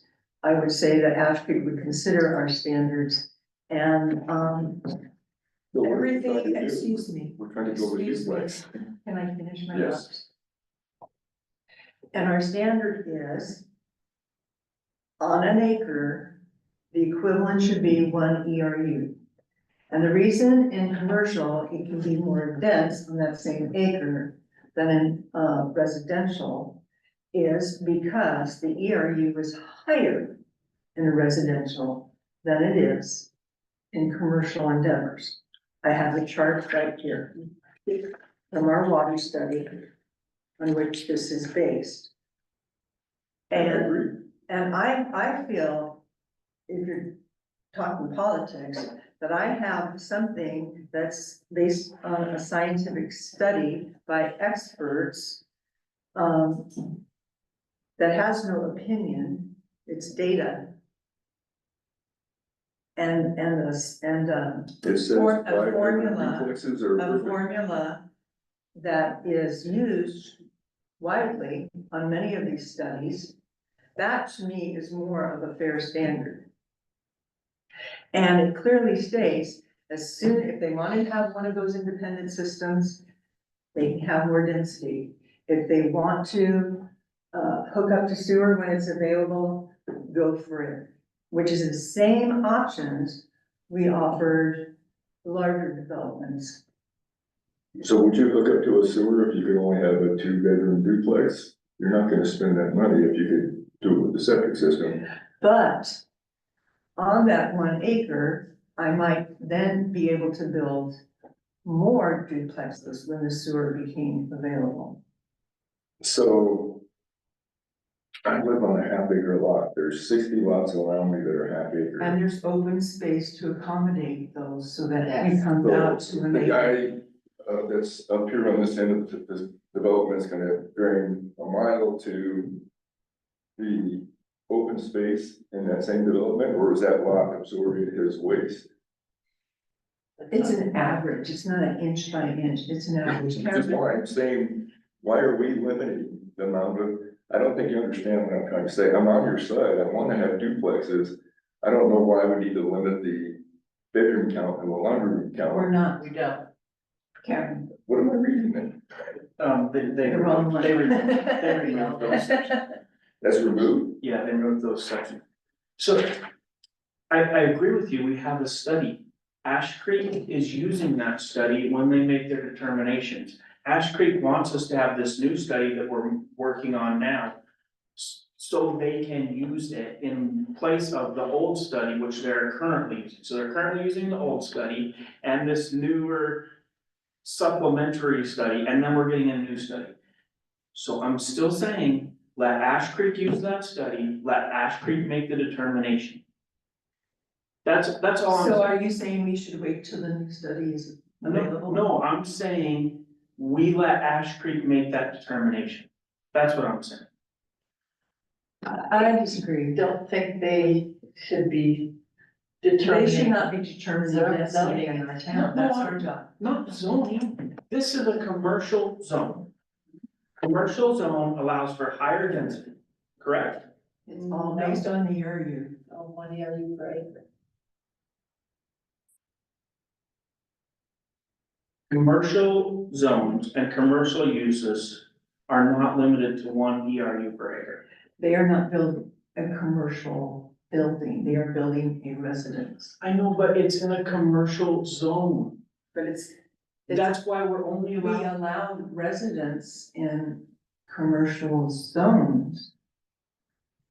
And they have to go by, the family house, single family house if you build there. You can't follow the standards and setbacks for commercial if you're choosing to build a single family home in a commercial area. You have to go by the standards that, No, that's not true. If you're building in the commercial zone, if you're building a house, you still have to follow all the rules of that Correct. commercial zone, which means you still have to keep the same setbacks from the highway. You have to keep your same setbacks from your highway. You have to keep your same setbacks from your neighbor. The uses in the commercial zone are the uses in the commercial zone. The rules for the commercial zone are the rules for the commercial zone. So whether you're doing a residential or a commercial in the commercial zone, it's still a commercial zone. We allow the commercial zone to have higher density. That is why I'm not concerned with allowing But the those- duplex into the commercial zone. but the higher density comes from uses that do not have the ERU of a residence. That also needs to be considered. So, quick question, so from 136 to lease 162 has all been removed?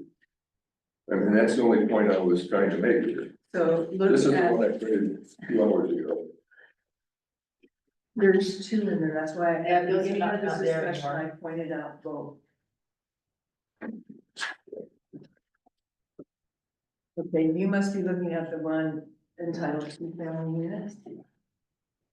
The one that I thought was on our agenda, yes. Well, I think you gave the other one to You family. didn't give I it just to me. slid it over to you. This one is, draft village residential. The most updated one. That's why I pointed that out at the very beginning of it. So if there's no limitations on bedrooms or laundry rooms at this point, then I apologize for even bringing it up.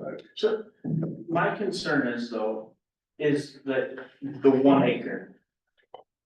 We have to make accommodations for people that have existing lots that have already been divided that are smaller than 1 acre. I agree. And so we should be allowing a duplex to go on to a property that is less than an acre, if it is already existing. With an existing structure on it already? I'm not talking about Tom's thing, I'm talking about in general. I'm not looking at this to say, oh, we need to make sure that Tom can do his thing. That's not how I come at this. I come at this as, No, I agree. in a way that says, look, if you have a piece of property and it is less than 1 acre, it's zone commercial, there's a handful, there's not a lot, there's a handful of those properties. We should not be putting in restrictions on it to make it. We should not be putting restrictions on a duplex because we want a duplex. So why are we restricting a duplex more than we're restricting all these other uses? Like, we're making it harder to do a duplex. No, it's the same as like a single family dwelling. The restrictions are. Listen, if someone wanted to put a restaurant on a half acre and their restaurant comes back and they're saying, well, you're more than 1 ERU, so you can't put your restaurant, we would say, there's no restriction on that. There's no, I disagree. you can, there's nothing in the ordinance that says you can't put a restaurant on here if it's using more than 1 ERU. There's nothing in our ordinance that says that. This is gonna be the only thing for commercial that says that. The only thing. But it's not a commercial use. It's in a commercial zone, but it's not a commercial use. But we're putting uses of higher density within the commercial zone because it's a commercial zone. But this is not a commercial use, hence the overlay, because it's special, it's an exemption. Definitely. No, I just don't see a reason to put an overlay for first of all, because that just makes it harder. We want to encourage this use. So let's not make it harder. Let's not make it harder. It would be much better if we had duplexes on the highway than it would be to have short-term rentals on the highway. I know that they're already restricted, that's just an example, but that is a preferred use in the commercial zone. So let's not make it harder or more difficult. I understand that we don't want someone taking a commercial lot and dividing it up into little itty bitty squares and then putting duplexes on them because that's bad. I agree with you on that, but we need to make accommodations for ones that already exist. I think we need to also learn from mistakes that have been made in the past where it sounded like a good idea and then we go, wow, that's way too dense. Yeah. Also, I really like the idea of having duplexes, but I didn't feel a huge support for it from the public. And the ones who did like it were like, nothing bigger than that. And so I can't say that we should do everything we can to push it. I do think we need it, and I think we can go, I mean, we could work a little harder on making it than maybe the public input would have us do. Go ahead. So if I recall, the support for duplexes in town was like almost 70%. What, where did you see that? There was a specific one in the survey about duplexes, and it was high. It was. It was high. There's a specific section for duplexes. But it didn't say,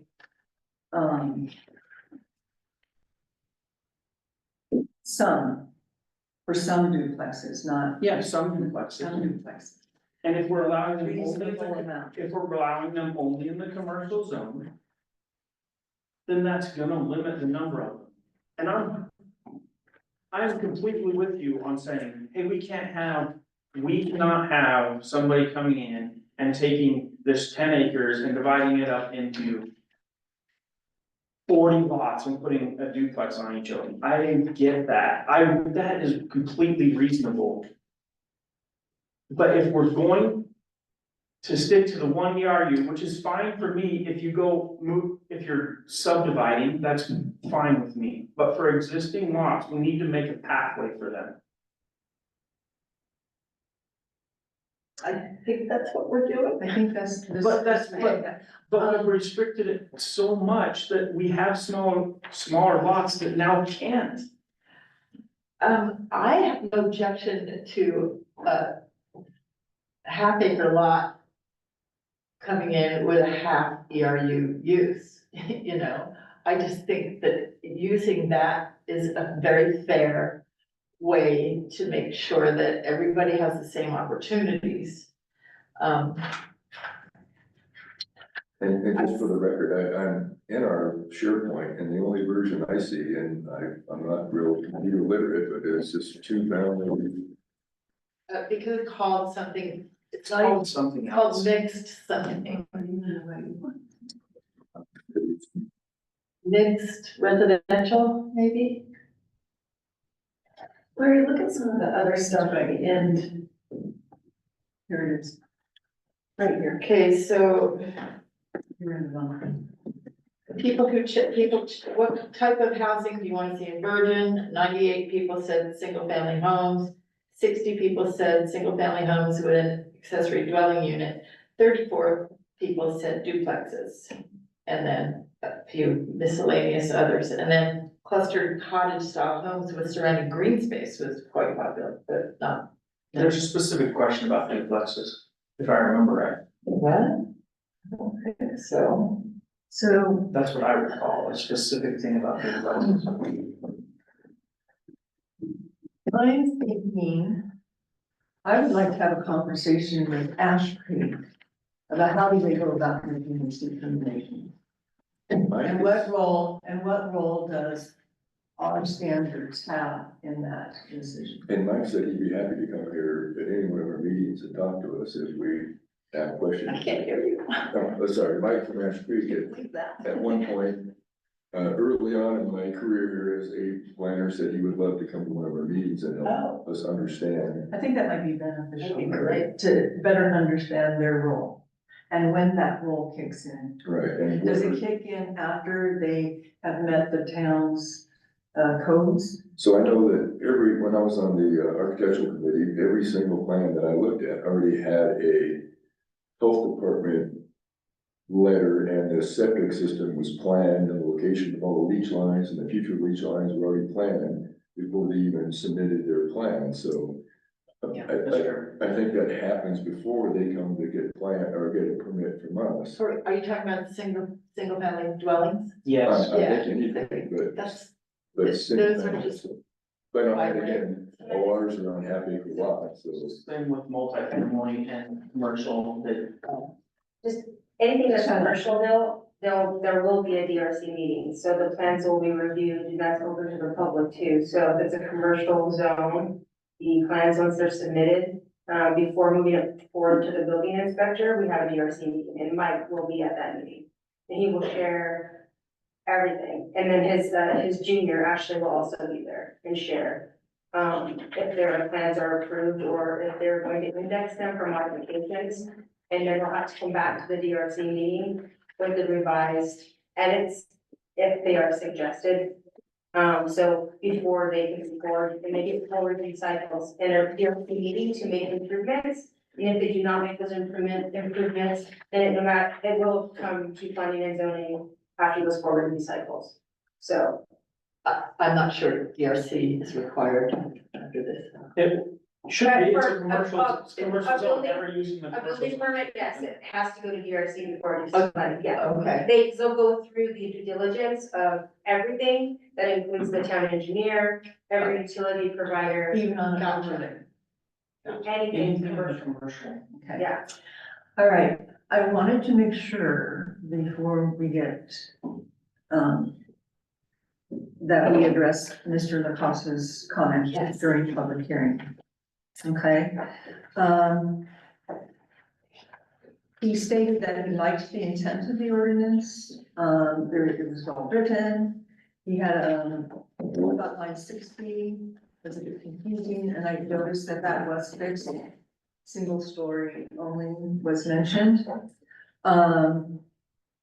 He asked us to consider, that there should be 2 culinary hookups, not 1. Single line could be problematic for building. A potential leak on one side would not create the need to shut off both units. He is concerned about the current 1 acre ERU requirement as not being attractive to developers. And mentioned that duplexes are indeed a low impact use. He gave some documents, I believe, to the clerk. And the other letter we received on this topic was from Riker. Oh. I just wanted to, talk about some of the things that Tom said in his letter. Just that, just to remind you that this is a temporary limit. I think we all agree that once sewer is available, that all of these densities are going to increase. I was going to propose that we encourage, developers of uses like duplexes to be careful where they locate on the property so that, they can go back theoretically to either add more units or to subdivide and allow units on the result. Or protect, like, I know that you have some other properties too, if you protected some of that from development for the time between now and when, the sewer comes That's through, irrelevant. then, That's irrelevant to the situation, but Okay, I'll I'm be more just than happy to respond to that, but making, I'm not allowed to talk, right? That's, We'll leave the check also. we are discussing your input, so, Would you like to hear a response, Lee? yes, with, so, first of all, I've done everything on the checklist that she has here, just so you know. That I have it all on my desk, I have everything done on the checklist. And I had a DRC meeting with Kim and Jean Karate. That was the original one, and we went from there to the town council to initiate this bottom line. But I have the approved septic, and mine only requires less than 2,000 by the, where are they? Ashby. Yeah, I have their signed, documented, notarized approvals. The health department, I have that, done. I've done the checklist, you don't have to, quite honestly, because Kim, when we met, she said, keep it all, Tom, she did not like to have things on her desk, bless her heart, you know? So I have all the little documents, and you, probably have seen correspondence to that effect that's been done, but you don't have that. That's sitting on my desk. Pardon me? We'll have to resubmit everything, so it's current. I'm sorry. We'll have to resubmit the application again, just because. Yeah, what I'm saying is I've done the checklist, followed the checklist religiously, okay, I did everything, period. the point is that we need to have the list, the, use allowed in the ordinance.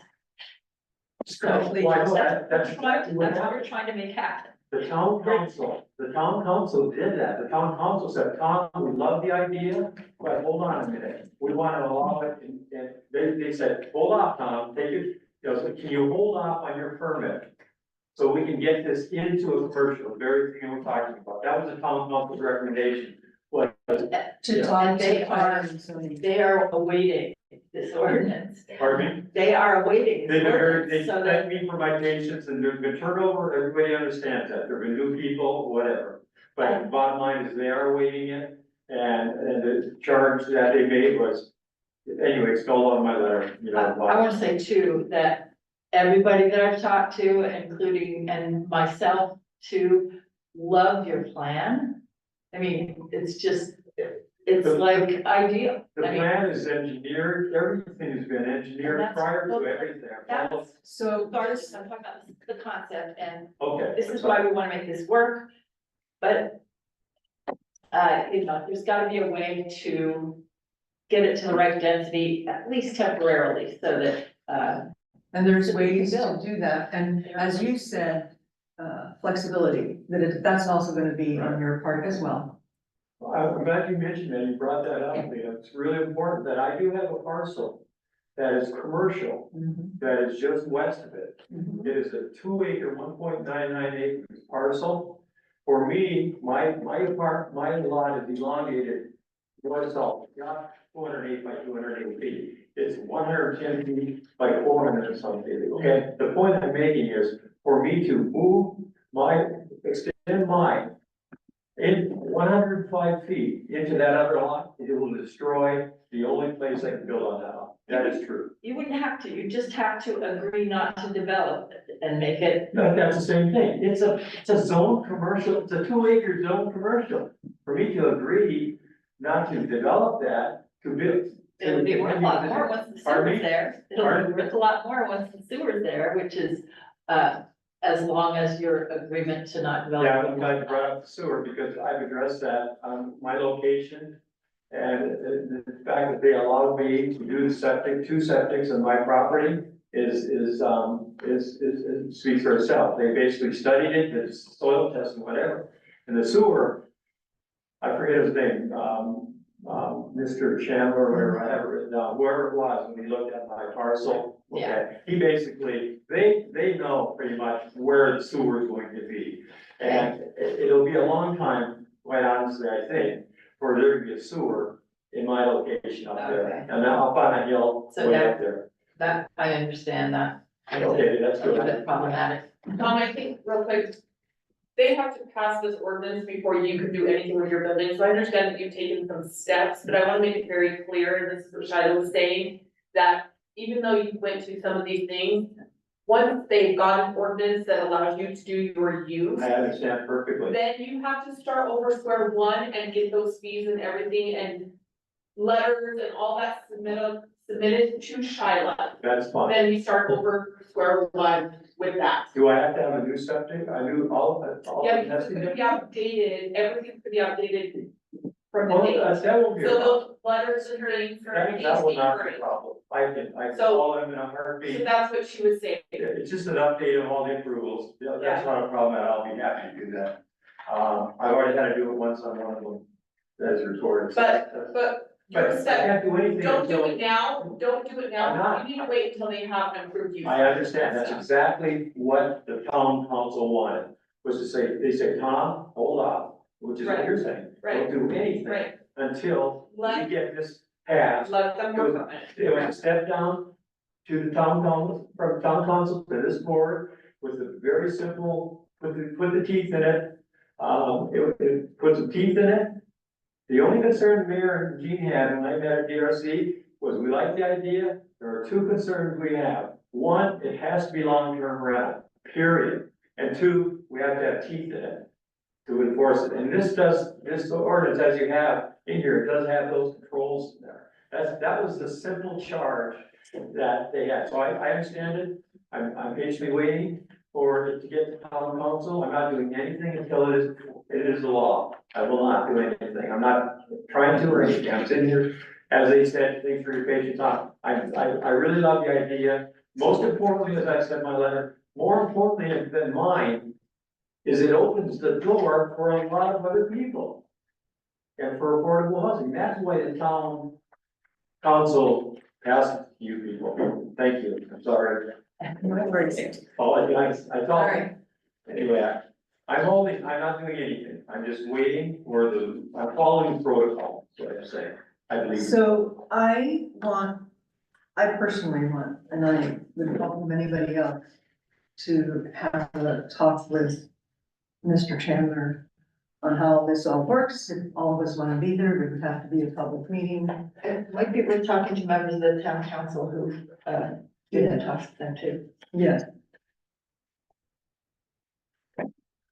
Can I address my other concern with this ordinance? Yes, we do have to get on to another one. It's August of last year's meeting, the town It is. council Yes, meeting. I if you guys watched it. wanna watch it.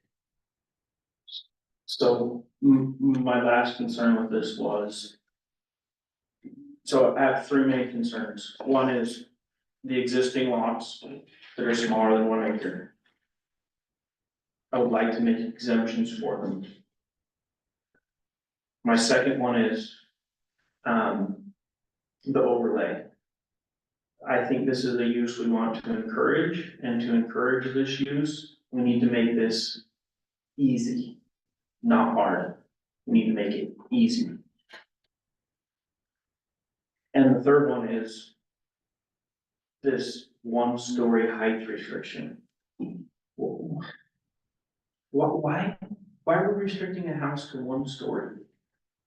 There's already a height restriction in the zone that's 22 feet, which is shorter than any of our other residential zones.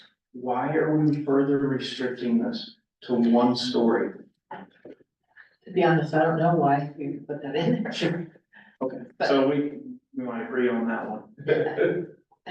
I wrote all those down. So that's my three Okay, points. all right.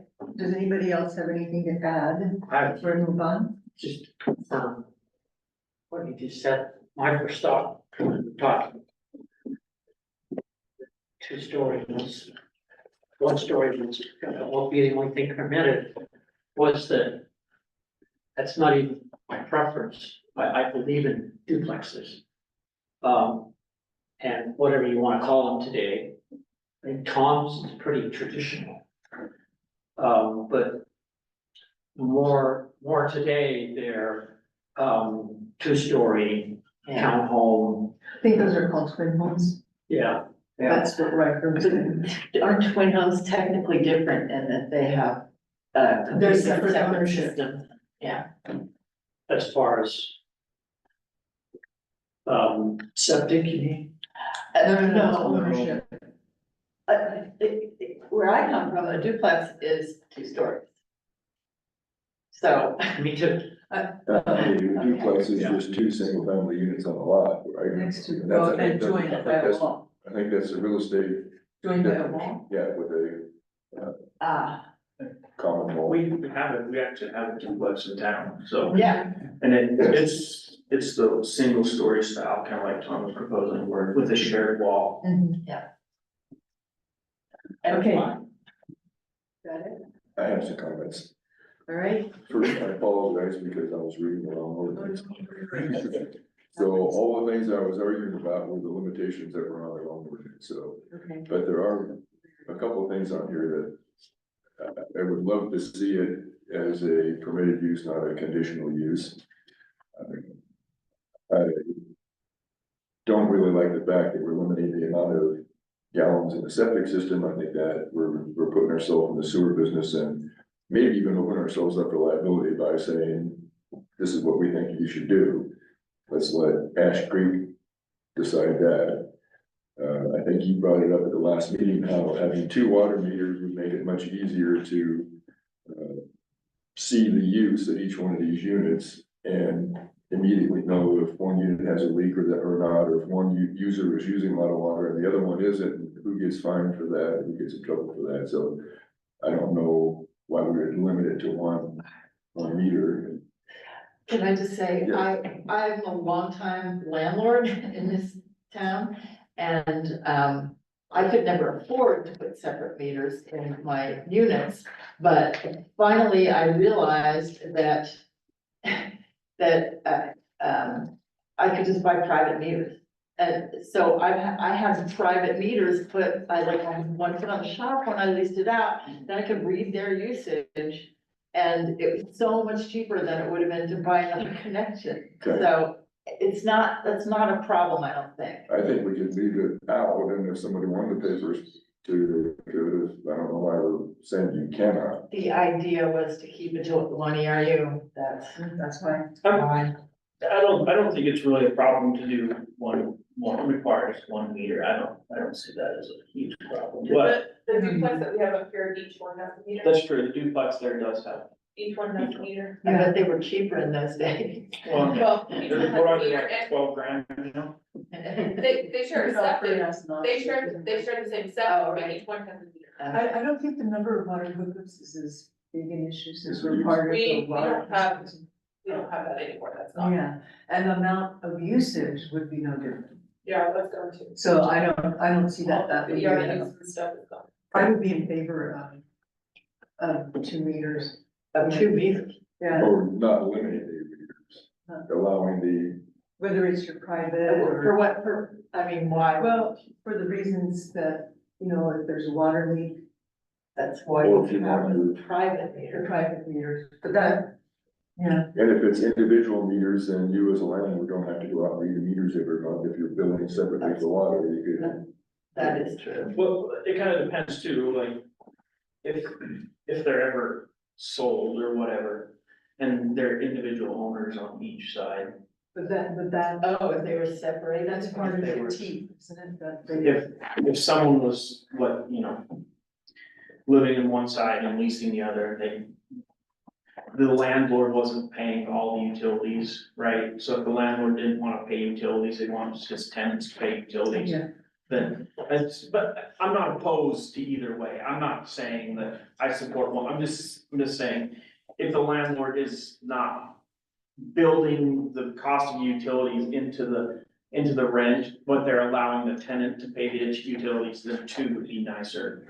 Because Cause then you don't have to. then you don't have people fighting over, But but the way I did it, you have to Landlords- read the meter. landlords can build it into their rent too, And- right? That's what I think. I can care less. Yeah. I'm just making it, keep it at one ERU. all right, we've still got 2, we have a lot of things we aren't going to get to tonight. And that's okay, these are really deep discussions. But I do want to get to the 2 live work options. I'm going to ask once again, if people look and comment like you do on the rules and procedures. They're what we currently have, and some of it is outdated, and some of it needs to be Yes, sir. Can I just make a couple comments? I don't know how long you want to spend on this topic, but I just had a It's couple, 8:00. yeah, I had a couple of comments on the live work. The first one was, Which one? both of them, I think, say the same thing. So it's the requiring the live work to be attached to the building. I don't, a separate small building, I don't know why that would be a problem in the live work. I don't think it's been number one. I thought they It both is. had a It is. requirement that they be attached. If Okay. we allow, in our residential, we allow a house and a casita, and they don't have to be attached. I don't understand why a live and work can't work the same way. So that was like my main issue with the live work. And then again, like, live work is great. I would like to make that as easy as possible for a developer or someone who's building to do. Like, the easiest thing we can do to make that so they want to do it. And that's exactly my thought too, and I made notes on the second one that I don't see any reason why we would limit it to an attached building. So if somebody had a 10-acre parcel and they had 50 employees, and they wanted to have 10 cottages at the back of their lot to house their employees. But yours doesn't say that. Mine doesn't have a limitation to, Yes, it it doesn't say Yeah. that it has to be attached. Yes, it does. Yeah, that's what he's saying. He's saying you should not have it required. No, the first one removes all of those.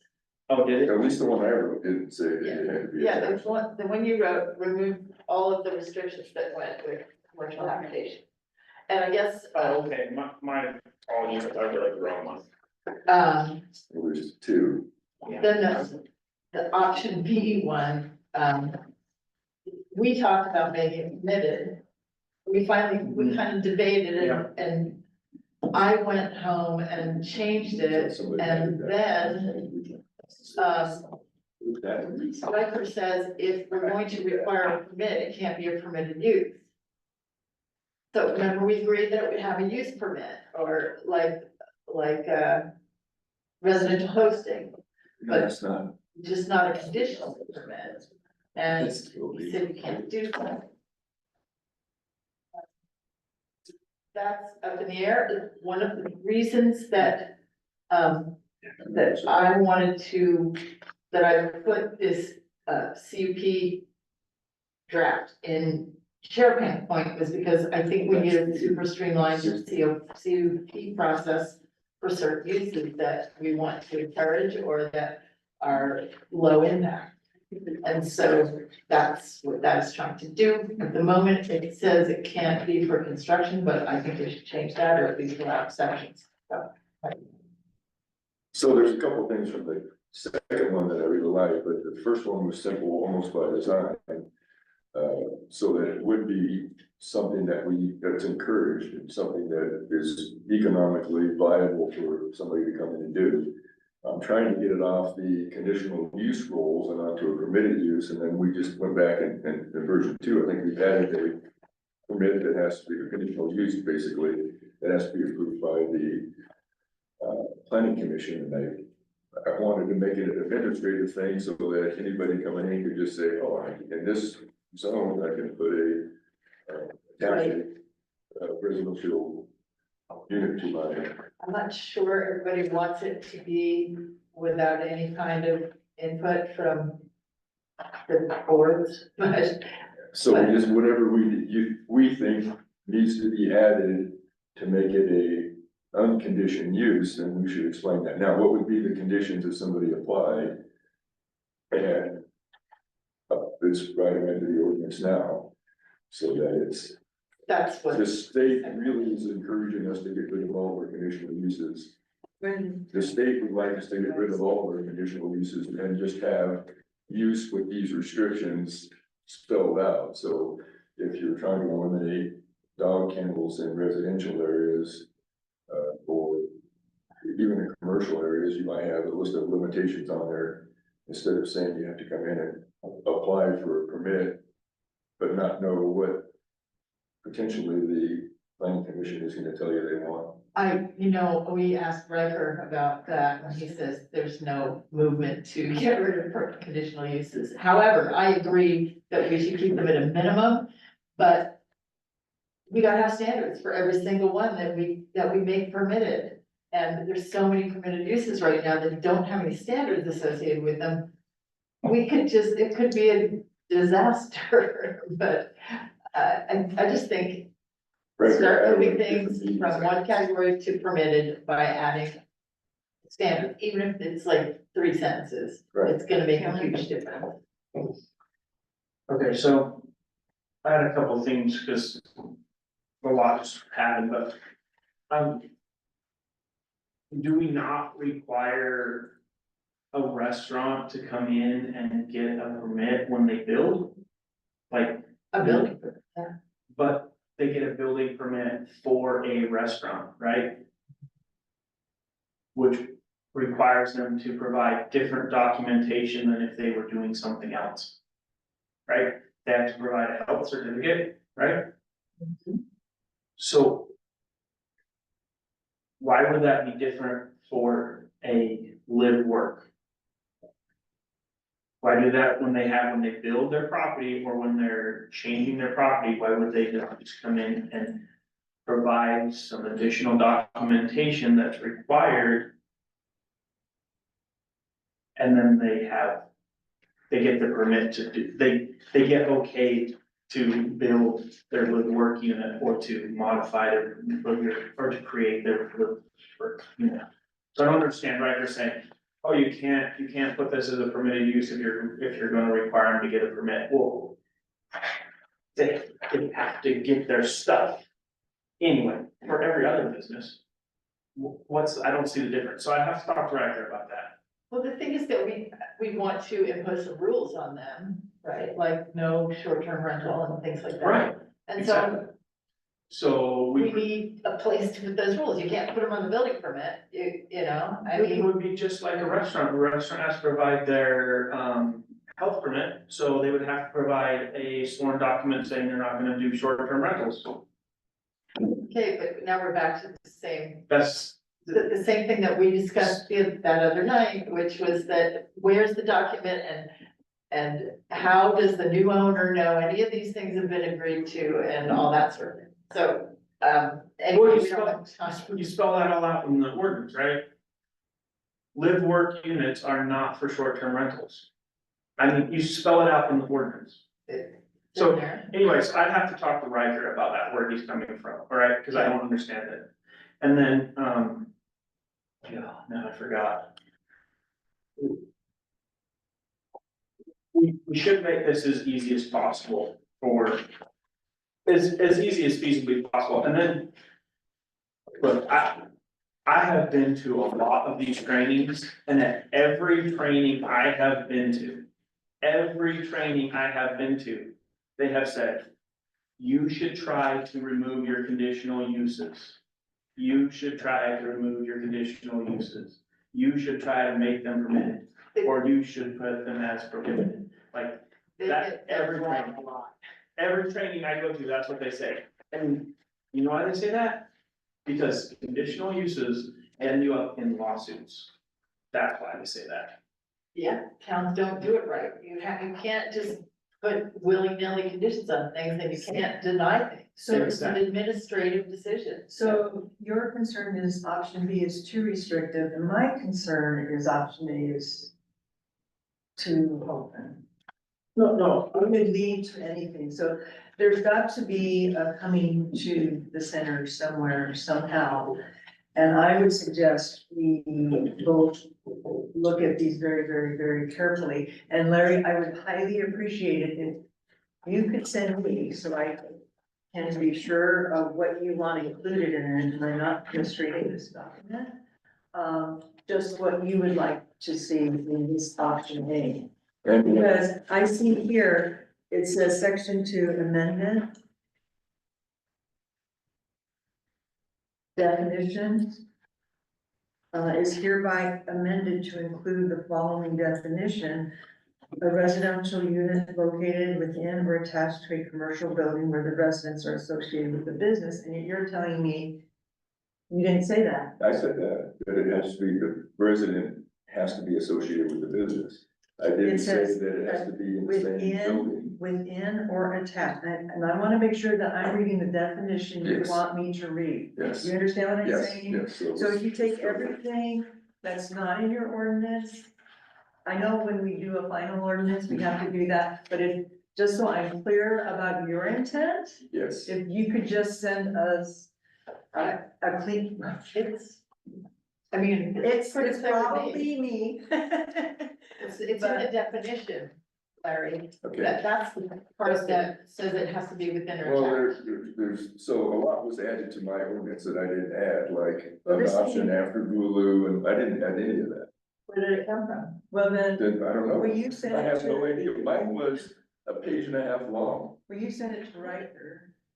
But Well, I sent it out and I have no idea if Riker you saw it. Most of this is what's being, like, this much is, before amendment, Yeah, some of it is and then before. this much is after that, after amendment, and it's all struck through, so. And I most- didn't put any of that in.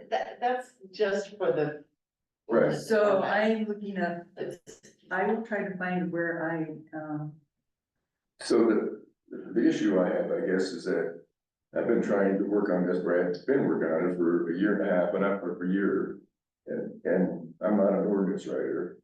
I would love to be able to sit down with Riker and write it, but I'm not allowed that opportunity, so I wrote it, I sent it off. And then months go by and nothing happens. And then I get an email from me, you that says you wanna discuss it, and I said, well, I won't be at the next meeting, so can we postpone it to another meeting? no. And I've got the emails, and it got discussed at the meeting that I said I cannot be at. So now there's 2 copies of it, and my copy has been altered. No, I said I was going to put it up for a public hearing. And you said you wanted to look at the other one, and I said, you would have a lot of time to look at it, but before we have our discussion meeting, which is now in New Year. And before that, I was the one who said, hey, Larry, can you send me your ordinance? Yes, And you go, I thought I had already done that, and I go, no. Thought I had gone to Riker and whatever, and haven't. It was already written, and then you had to add a couple of sentences about the parking. yeah, they And asked that was me, the last time it was sent off, right, and that was in December, but it didn't get sent to Riker right away, or I don't No, know. it was sent to him in remember. December, And then, because that's when and then there was a couple different versions that came up. Yes, then there's this other version, which, I mean, it has more restrictions, yeah, you can't short-term rent them for one thing, and that's. Kind of a big one, I think, for people. yes, and that's important to me too. Okay, but this one doesn't say that. Well, I think by definition, you can't short-term rent them. By definition, you have to be associated with the business, right? If you're coming in as a visitor, you're not associated with the But business. what if your business is a bar and it's a customer? I mean, yes, it could be that. That's, I mean, define what's associated, like employed by the business.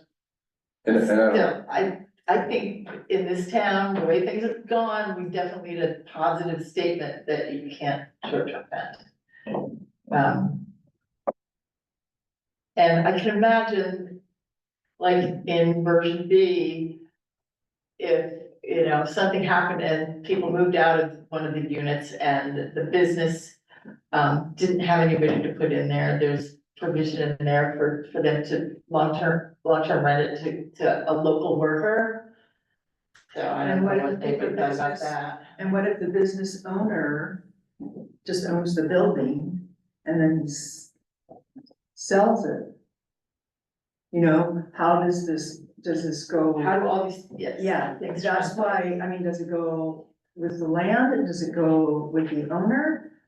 so it's a permitted use in that zone, so no matter who owns it, that use is permitted, right? Yeah, If you So want, it if it goes with goes the that way, but But I don't want it to be associated with just a business, like, ultimately, the goal would be, if one of these large pieces of land wanted to build a center where there was 5 or 6 different tenants, commercial tenants, and each one of them had a residential unit, not necessarily attached, but I do see where it says that, so, not necessarily attached, but, as part of his business. And he rents out to one tenant. I'm renting this to Zion Adventure Company. And Zion Adventure Company has to give the landlord a copy of the lease for his subletter or whatever tenant leases the upstairs, unless it's him or the owner of the business. How else you would regulate? I would, be happy to fix this, so it goes back to being a permitted use, the second. Maybe you and I could have a committee meeting and. That would be great. That was being The suggested. only problem with that is that I just remembered that one of the things that Riker mentioned is that the standards, this right, standards referred to. Am I thinking about the wrong issue? No, it was live work, right, that you learned about the conditional use. Anyway, the standards are in according to what I wrote, it puts them in chapter 16. Chapter 16 is conditionally, the conditional uses. I propose, because there are a lot of standards in there, and we could make some other uses permitted if we wanted.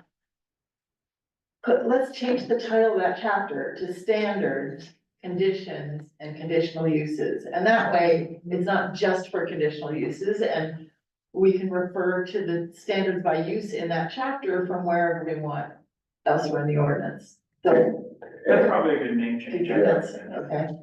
And the idea of removing it from conditional use, if I'm a buyer looking at property and I look up permitted uses on that block, it says this is a permitted use. Or if I look it up and it says it's a conditional use and you have to submit your project and then we can arbitrarily tell you whether or not you can build it, well, I'm not gonna buy that lot. Well, It's not. remember that conditional Well, you have uses to go are not, before a board, here it says you have to go before the commission, anytime one of my buyers in real estate had to go before council for something, then it was.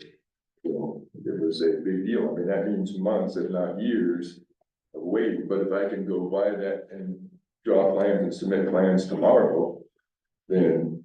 So I think a committee meeting of the two of you would be awesome. Yeah, I think we're on the same page. And I will leave it up to you guys to organize that. Yes. okay, Maybe as a goal for next month. I guess we have each other's email and then, Yeah, okay. So, and then we'll go from there. okay. Does that sound like a I love plan? that, yes. And I still, if you do that, I would really appreciate it for me. I'll probably, what I might do is just go through and highlight. I'll read it more carefully again, Yeah, because I've read it multiple times, but, and for me, if I don't read it the day of the meeting, I forget, so. well, I do that too, but I like to. Okay, so that's the live work, and I'm going to make a note that Larry and me. It would be great to get phone numbers too. Can Yes, I ask a clarifying question? yes, sir. So.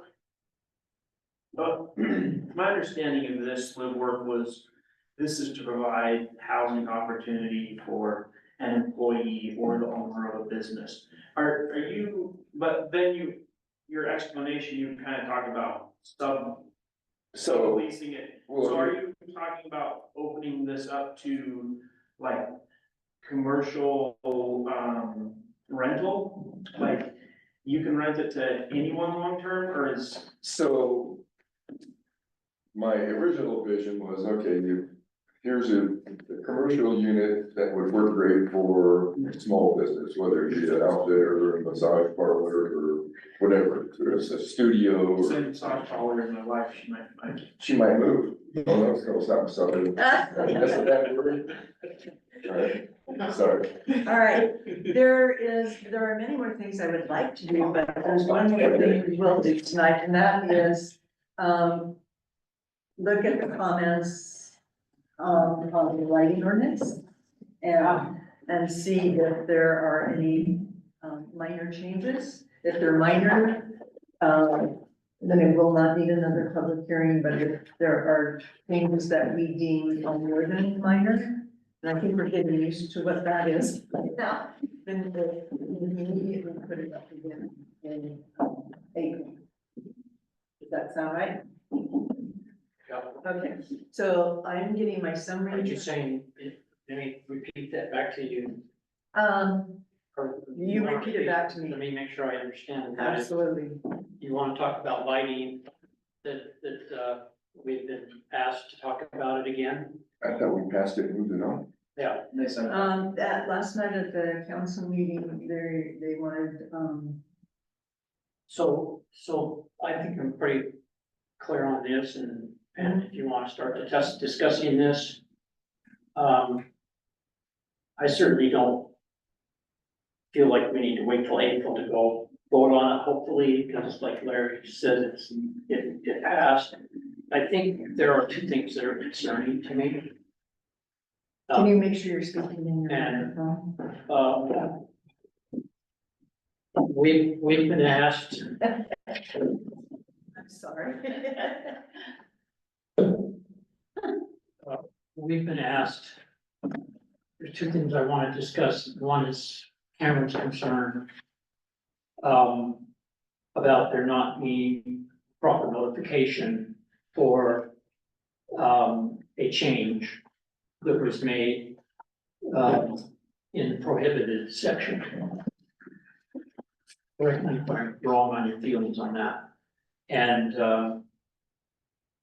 I wanted to address that. And the other thing is that the town council sent it back because there was a concern from a citizen that we did not have a chance as a planning and zoning.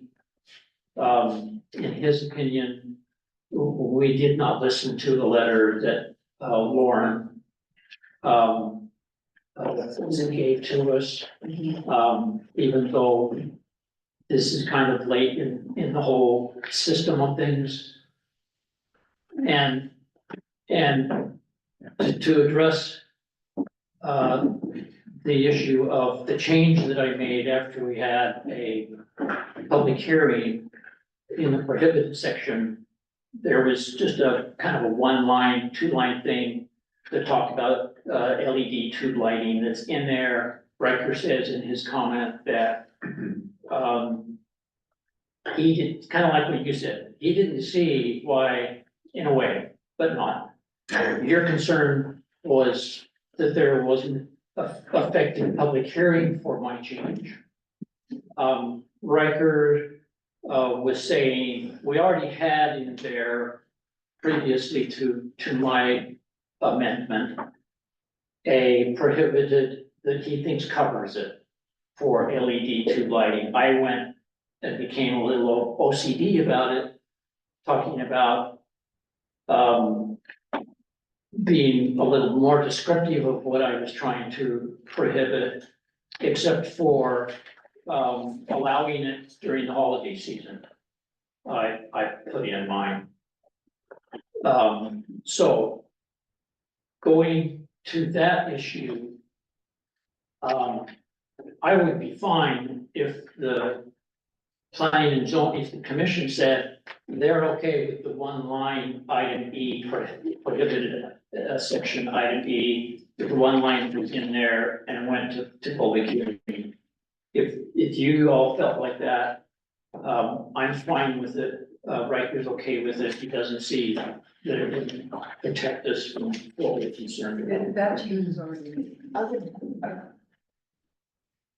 I'm okay with it, but there might be a couple of other changes to make if we're getting it back, but, also I'd like to say that I read through all of Lauren's comments again and compared them to the ordinance. It looks like in a couple of places, he'd like us to loosen it up a little bit. Is that, am I reading that right, Ken?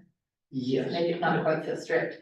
But I think that because of where we are, between the Dark Sky National Park and other towns around us that are going that direction, and just because of the amazing location we're in, that if we're a little stricter than the average neighborhood is recommended to be by the Dark Sky Association, that's okay with me, so, that's.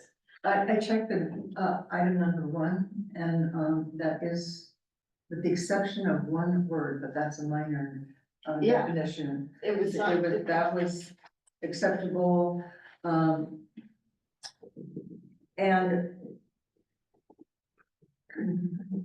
the other was shielding, and horizontal light goes up. It ends up going up, all right?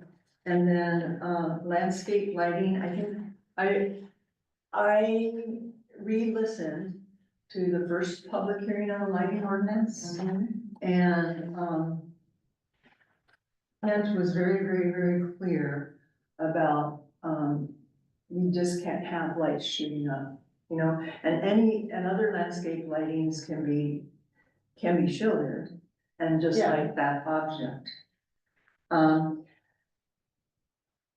Comment? We've had some discussion, let me finish this thought before it gets out of my mind. About creating a list of, suggested ways to mitigate as part of an education outreach, which was mentioned. And, I was thinking it'd be really cool, we could have, a lot of things I've been hearing, people ask for like samples of a light, you know, different ideas on how to do it that are cost effective. And last night, I don't know if you listened to the council meeting, and then I think Cameron was first. No, you go ahead. And, Councilmember, Louis suggested, and I think they're moving forward with it, of having like a fund from the town of like loans to help, zero interest loans to help people with the amortization process. And so, I just want to assure, the citizens that we did read this and we did compare it. I just, personally, I didn't hear Kent agreeing with everything, Lauren was stating. I just didn't hear that when I listened to the meeting. Sure. And, Lauren Campbell. yeah, so, that's why I went and re-listened to it, because that had been brought up. yeah, And so, and I think I also was kicked off and I wanted to make a suggestion, follow my own, the internet at the hotel went crazy. But there is a little, consistency in language I would like to change. I've been told that would not trigger another public hearing though. Okay, Lee? I just wanted to, reiterate the idea that, I mean, I thought we should perhaps add a section about mitigation, but I don't think we need to. I think that could just be an announced policy that we could, Your website. whatever, and that the town, I'm sure, would be willing to help with the idea of retrofitting some of the shielding for people, and, I love Paul Louis' suggestion about the interest-free loan fund for it all. So, that's all.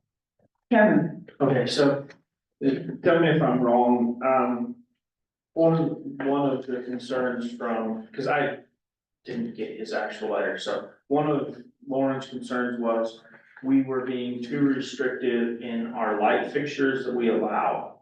Is that correct? Like, we are restricting it past what qualifies as dark sky. So I just, like that one, as someone who has built a house and someone who tries to follow the rules, like having that requirement beyond that makes finding fixtures harder. Because if you say that your fixtures have to be night sky compliant, you can go to the dark sky compliant website and they have a whole list of fixtures, which makes it really nice if you're building or if you're developing. Because now you know what you can and can't do, and it's really easy. So I kind of agree with Lauren on that point. I don't think that it will damage our night sky anymore to open it up that that little pinch, it's all it is, it's that little pinch, and it just makes it easier. It makes it easier for everyone, and then, I'm never gonna get on board with forcing people to do it in 7 years, I don't care what you do, I don't care what program you set up, I'm just not for it. Okay, I have lights at my house that are not compliant, that I use when I need them. But I can tell you, my house is more dark sky friendly than Kent's house, because I turn my lights off. And some people aren't comfortable with that, and that's fine, that's why you set up these rules. But I'm never gonna be in favor of the 7-year thing, so. Yeah, and when I looked up IDA recommendations, it said, always choose fully shielded fixtures that emit no light upward. Yeah, but go to the dark, That's what Karen, Lauren quoted. And so when I went to double check what they said, this is what they said, and, there's that, and then there's the warm light filtered LEDs. Just avoiding that blue, the blue. So there, a lot of it has nothing to do with what fixture you have, but what color the light is, or what kind of shielding you might be able to add if you wanted to come into compliance. so for example, like, if you go to, his name just slipped me too. Smith Mesa Road, what's his name up there? Monty? Monty's. So Monty has dark sky compliant fixtures on his house. Well, they do have an opening at the top, right? Those They're- would not be dark. They're a cylinder, and if you go to the dark sky website, they are listed as a night sky compliant if you go to their website. So, you have that comment, go ahead. Yeah, mine is on just the horizontal lighting and, and I feel the same way I think that Lauren does, that most of us only turn on those lights when we have guests coming or leaving, and if I have a light that just shines straight down and there's a pattern on the concrete this big, and I'm trying to walk my mother-in-law out to the street and everything else is pitch black, you know, am I gonna carry a flashlight out, or am I allowed to have a light that might shine out horizontally a little bit, more of a flood than a spot? You know, if you should bring the shield 6 inches past the bulb, you know, it's gonna shine straight down, but if the bulb is, you have a big cover and it's not shining up, then my driveway might be lit up, or the stepping stones will be lit up, and I can have a much safer path. So the horizontal means if you can have a shape like this. And the light will come down, Right, but it doesn't go up. right. That's the main thing. That's what the Yeah. horizontal plane does. That's when they're talking about horizontal. They go to the bottom of your fixture. All right, and they I'm like, just saying you can't see the and, light. well, Yeah. it's more than that, but I have those two things. And I had a person who'd never been to my house, and they arrived at midnight. And they drove in from 9, and I knew where they were close, I went and stood by that light. She could see me from Highway 9, and that's how she knew how to get to my house. So that summit we went to was very, very effective, and this is where education comes in that they had multiple examples of where you had this bright light that's scattered, and they had someone over there and you couldn't see them. But with the fully shielded, you could see them. So, Shadows. and that's kind of like, And I don't know that he was trying to eliminate fully shielded, I think he was trying to eliminate, like, if you can't see the bulb from the street, well, that means that if the bulb is high enough, if it's in your E, you're gonna be able to see that bulb unless it has a 6 or 8 inch sleeve coming down over it, and that's gonna turn it into a spotlight instead of a horizontal light. So he has no problem with the horizontal light, and neither do I. It's the not being able to see it from the street, and that's a geography thing too, so, or, I don't know what it is, it's a elevation thing, so if the house sits on a hill, every light above the street's gonna be visible. But again, voted for it, and I wanna see it move forward, but, they're just things that could be an issue. And just one more thing, just so, and we're kind of copying Springdale's, but, a friend of mine used to live in Springdale, said there was a lawsuit because Springdale had a restrictive, nice guy, ordinance and was more restrictive than it apparently is now, and there was an issue with lighting and it, accident, the pedestrian accident. Yeah. There was a lawsuit and we just. Yeah, same lawsuit. So Can certainly I don't want to vote on this again. But, I want you to know that, Cameron, is concerned, very willing to leave the ordinance as is rather than go to the extra explanation that I made before. I want Lauren Campbell to know how closely I have read his letter and his concerns and others who have made comments about their concerns. And this particular neighborhood is certainly been one of the fastest growing in the last few years. One of the most beautiful and architecturally nice in the last few years, and I understand the problem. I've been over there at night and architecturally nice, did that not ring with you? Okay, sorry. So, Big stucco houses. so, no comment. But, and this is gonna take a minute, if you'll give me that time. And I know we don't have much, but I looked really hard at Lauren's letter, and I know that the DSI, the International Lighting has different standards that would not be maybe compliant.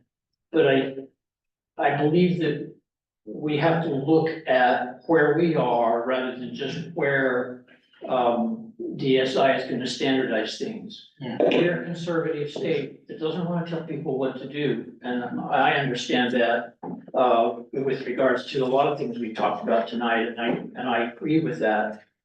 Our conservative, debatable conservatives, myself probably, governor of our state has, commissioned a committee, called the Dark Sky Committee. And that commission, chairman has been here and made presentations. They have, experts who they submit, have submitted our lighting ordinance to, who have put their stamp of approval and that it is something that meets the state's dark sky requirements. And, horizontal, Larry and Lauren, I understand where horizontal is. And I think the answer in our ordinance is that the light beam has to stay within your boundary. And such that driveways, walkways, as long as it's in your property, then that's compliant. Okay. I understand there's no streetlights over there. I've been there, and I love the opportunity and the ability to be able to walk and feel that safety part. There are things that can be done to make sure that that's taken care of in really, tasteful ways that people can walk. Things that in our ordinance can talk about putting timing lights on some of those things and Big step. making sure that people are safe. So my feeling is I don't want to vote on it again. I'm tempted to because I'd like to make it 5-0. No, that's 7 years in there. Not without what in there. Not with the 7 years. But I Oh, wanna- I thought it's 8. So, It's 7. When did we change it from 8? I think I thought it might have been 8. You said 8 too, but, and then I realized It It says doesn't, 7. it doesn't start for a year, maybe. So it doesn't start Oh, for a no, year? there's the problem. There's Okay. the problem it's 8. I don't know if that'll make a difference, but the reason that the thought is that it's 7 is that we have a date of 2024. It's, the date is gonna be when the town And that's council, one of our other when the changes. commission, it's, the date is when the town council passes it. It will be 8 years from that date. We've been talking about this for a year and a half. So like if there's a year of getting it done and then Yeah. 7 years after that. So it's, first year. so the date will be changed by the town council, effectively saying that it'll be, 8 years from the date that they pass it. They have not voted on it, or they may not pass it. But, so it is an 8-year, And then, but I'm still not gonna ask for another vote. okay, and we won't need one, but I really wanted the opportunity to ask for this small amendment. And it's about consistency in language. In 50.06, the term parking areas is used. And then all of a sudden, we get to 5010 and we say parking lots. I would like to change parking lots in that whole C section, 5210C, 1, 2, 3, and 4. Every time it says parking lots, just change it to areas. And then when it talks in 3 about residential, I would like to also add residential, eliminate parking areas, including driveways in residential zones. So it's Bringing eliminate parking areas and driveways. illuminate, Illuminate. not eliminate. You can't drive up. No. So it says. to And do what? 50.10, I got it right here, but you got it quicker. Okay. And which item? 50.10, I want to change the word, instead of parking lots, to parking areas to be consistent with our reference in previously in the ordinance under 50.06. Okay, would that require another vote? No, So. I apologize, I don't have it in front of me, but. There is a substantial difference between a parking area and a parking lot. My driveway is a parking area. So my only concern with that change is that section specifically talking about parking lots, which are different than parking areas. all parking lots are parking areas, but not all parking areas are parking lots, and there's no parking lots in a residential area. Right.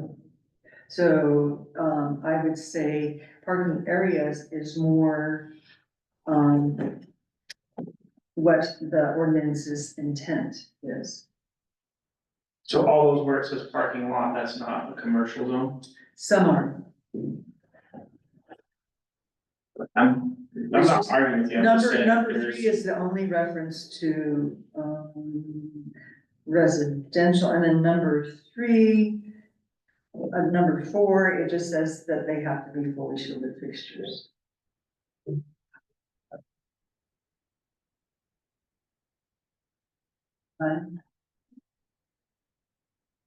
Larry, what are your thoughts? On the wording of parking lot or parking area, Oh, here, this is what it would look like.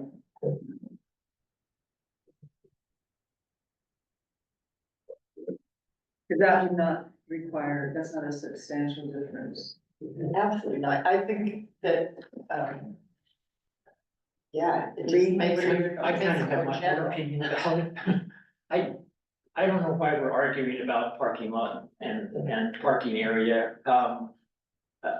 I never thought about it I'd like to make it- until I saw your comment and I thought, that makes sense. Parking area, I mean, covers more things, but I don't want it covering his driveway. And, Well, and, but number 3, did you read number 3? or my driveway. It already did, What does it say? number 3. Overall height, like, the parking lot. It's just that- parking areas, including driveways. Would be 6 feet in a residential. School. And then, Yes. and It's then, Kristen. commercial. It's Kristen. So this is it includes driveways, is that what you're saying? Yeah, I don't think it should include If driveways. you have a light in your driveway, I do, or up your driveway, is it over 6 feet? it's up in the E of the garage. Well, this is a standalone, What, a standalone. a standalone light? Uh-huh. So this is specifically talking about a standalone post? Okay, I see what you're saying. It has to be a certain height, is that what Up to it say, 6 Six feet, foot max 16 feet? 6 in residential. in residential. 14. Is it 14? Yeah. So, again, if, that's fine with me, if, and if it works for you and you want, and we need to have a vote for that? No.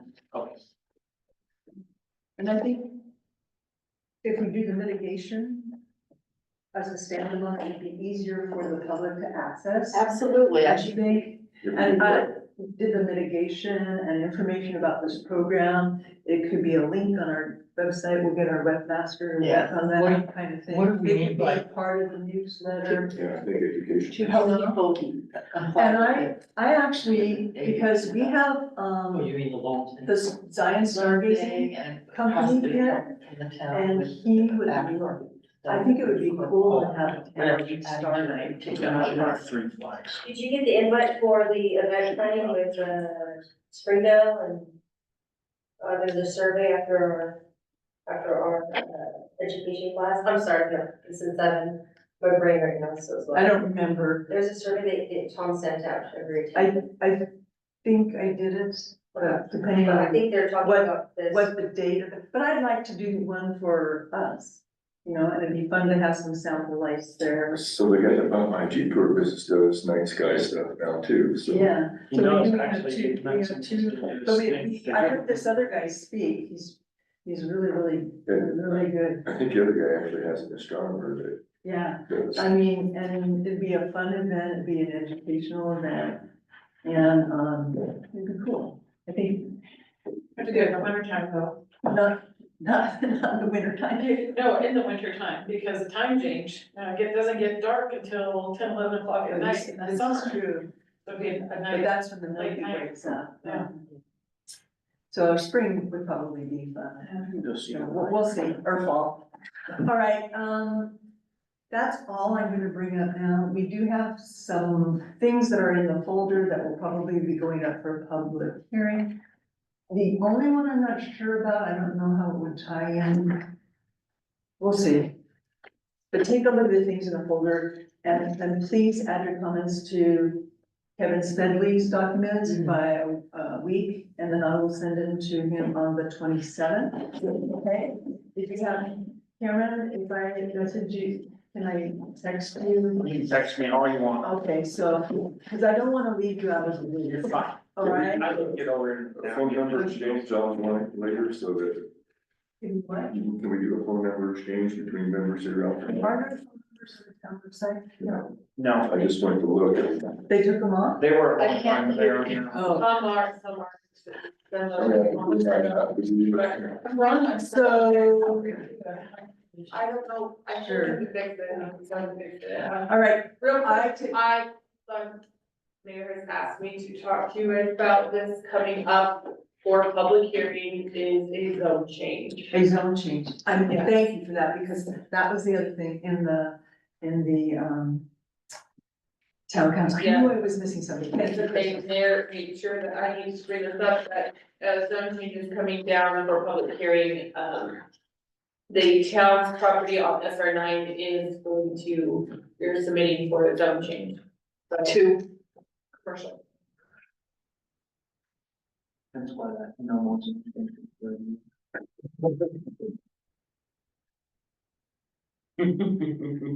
What was that? So you guys will be seeing the Will we town's have- application come, And will we have background information on this or anything, just the application from the town? So Well, find I'm out. sure you already know the background information, the town is requiring on doing a land swap with the property of Gary Michelle property, which is across from Desert Gardens, that was recently zone changed to commercial. Swapping that part of her property to switching our 1.7 to 1 acre for hers, and us, the town getting 1.7 of her acres. So, yeah, she would still keep a portion of her 2.7 acres, she would keep an acre of it, but it would be going back to residential. Sorry, rural residential. So the entirety of that would go to residential? Rural residential. Yeah, and then, but she was granted a commercial property, so,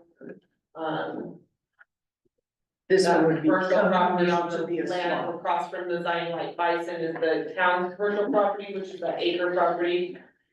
That, It's not currently zoned. it is not, it's full residential, and So so it'd by be- the town, it's doing the zone change to commercial. Okay. So the brush pile and all that will be moved down to To. the land swap. The what, sorry? The brush pile, the dumpsters on our cleanup days will all be moved down to the, I'm not sure where that's going to be moved, but the brush pile is supposed to be gone, because there's no more burn pile, there's not supposed to be, so that's completely gone away. So can I have a motion to close this meeting? I'll make a motion to close the Thank meeting. you, Kevin. Thank you, all in favor? Thank you. Quick motions. Thank you. We're still on. I just say that this needs to be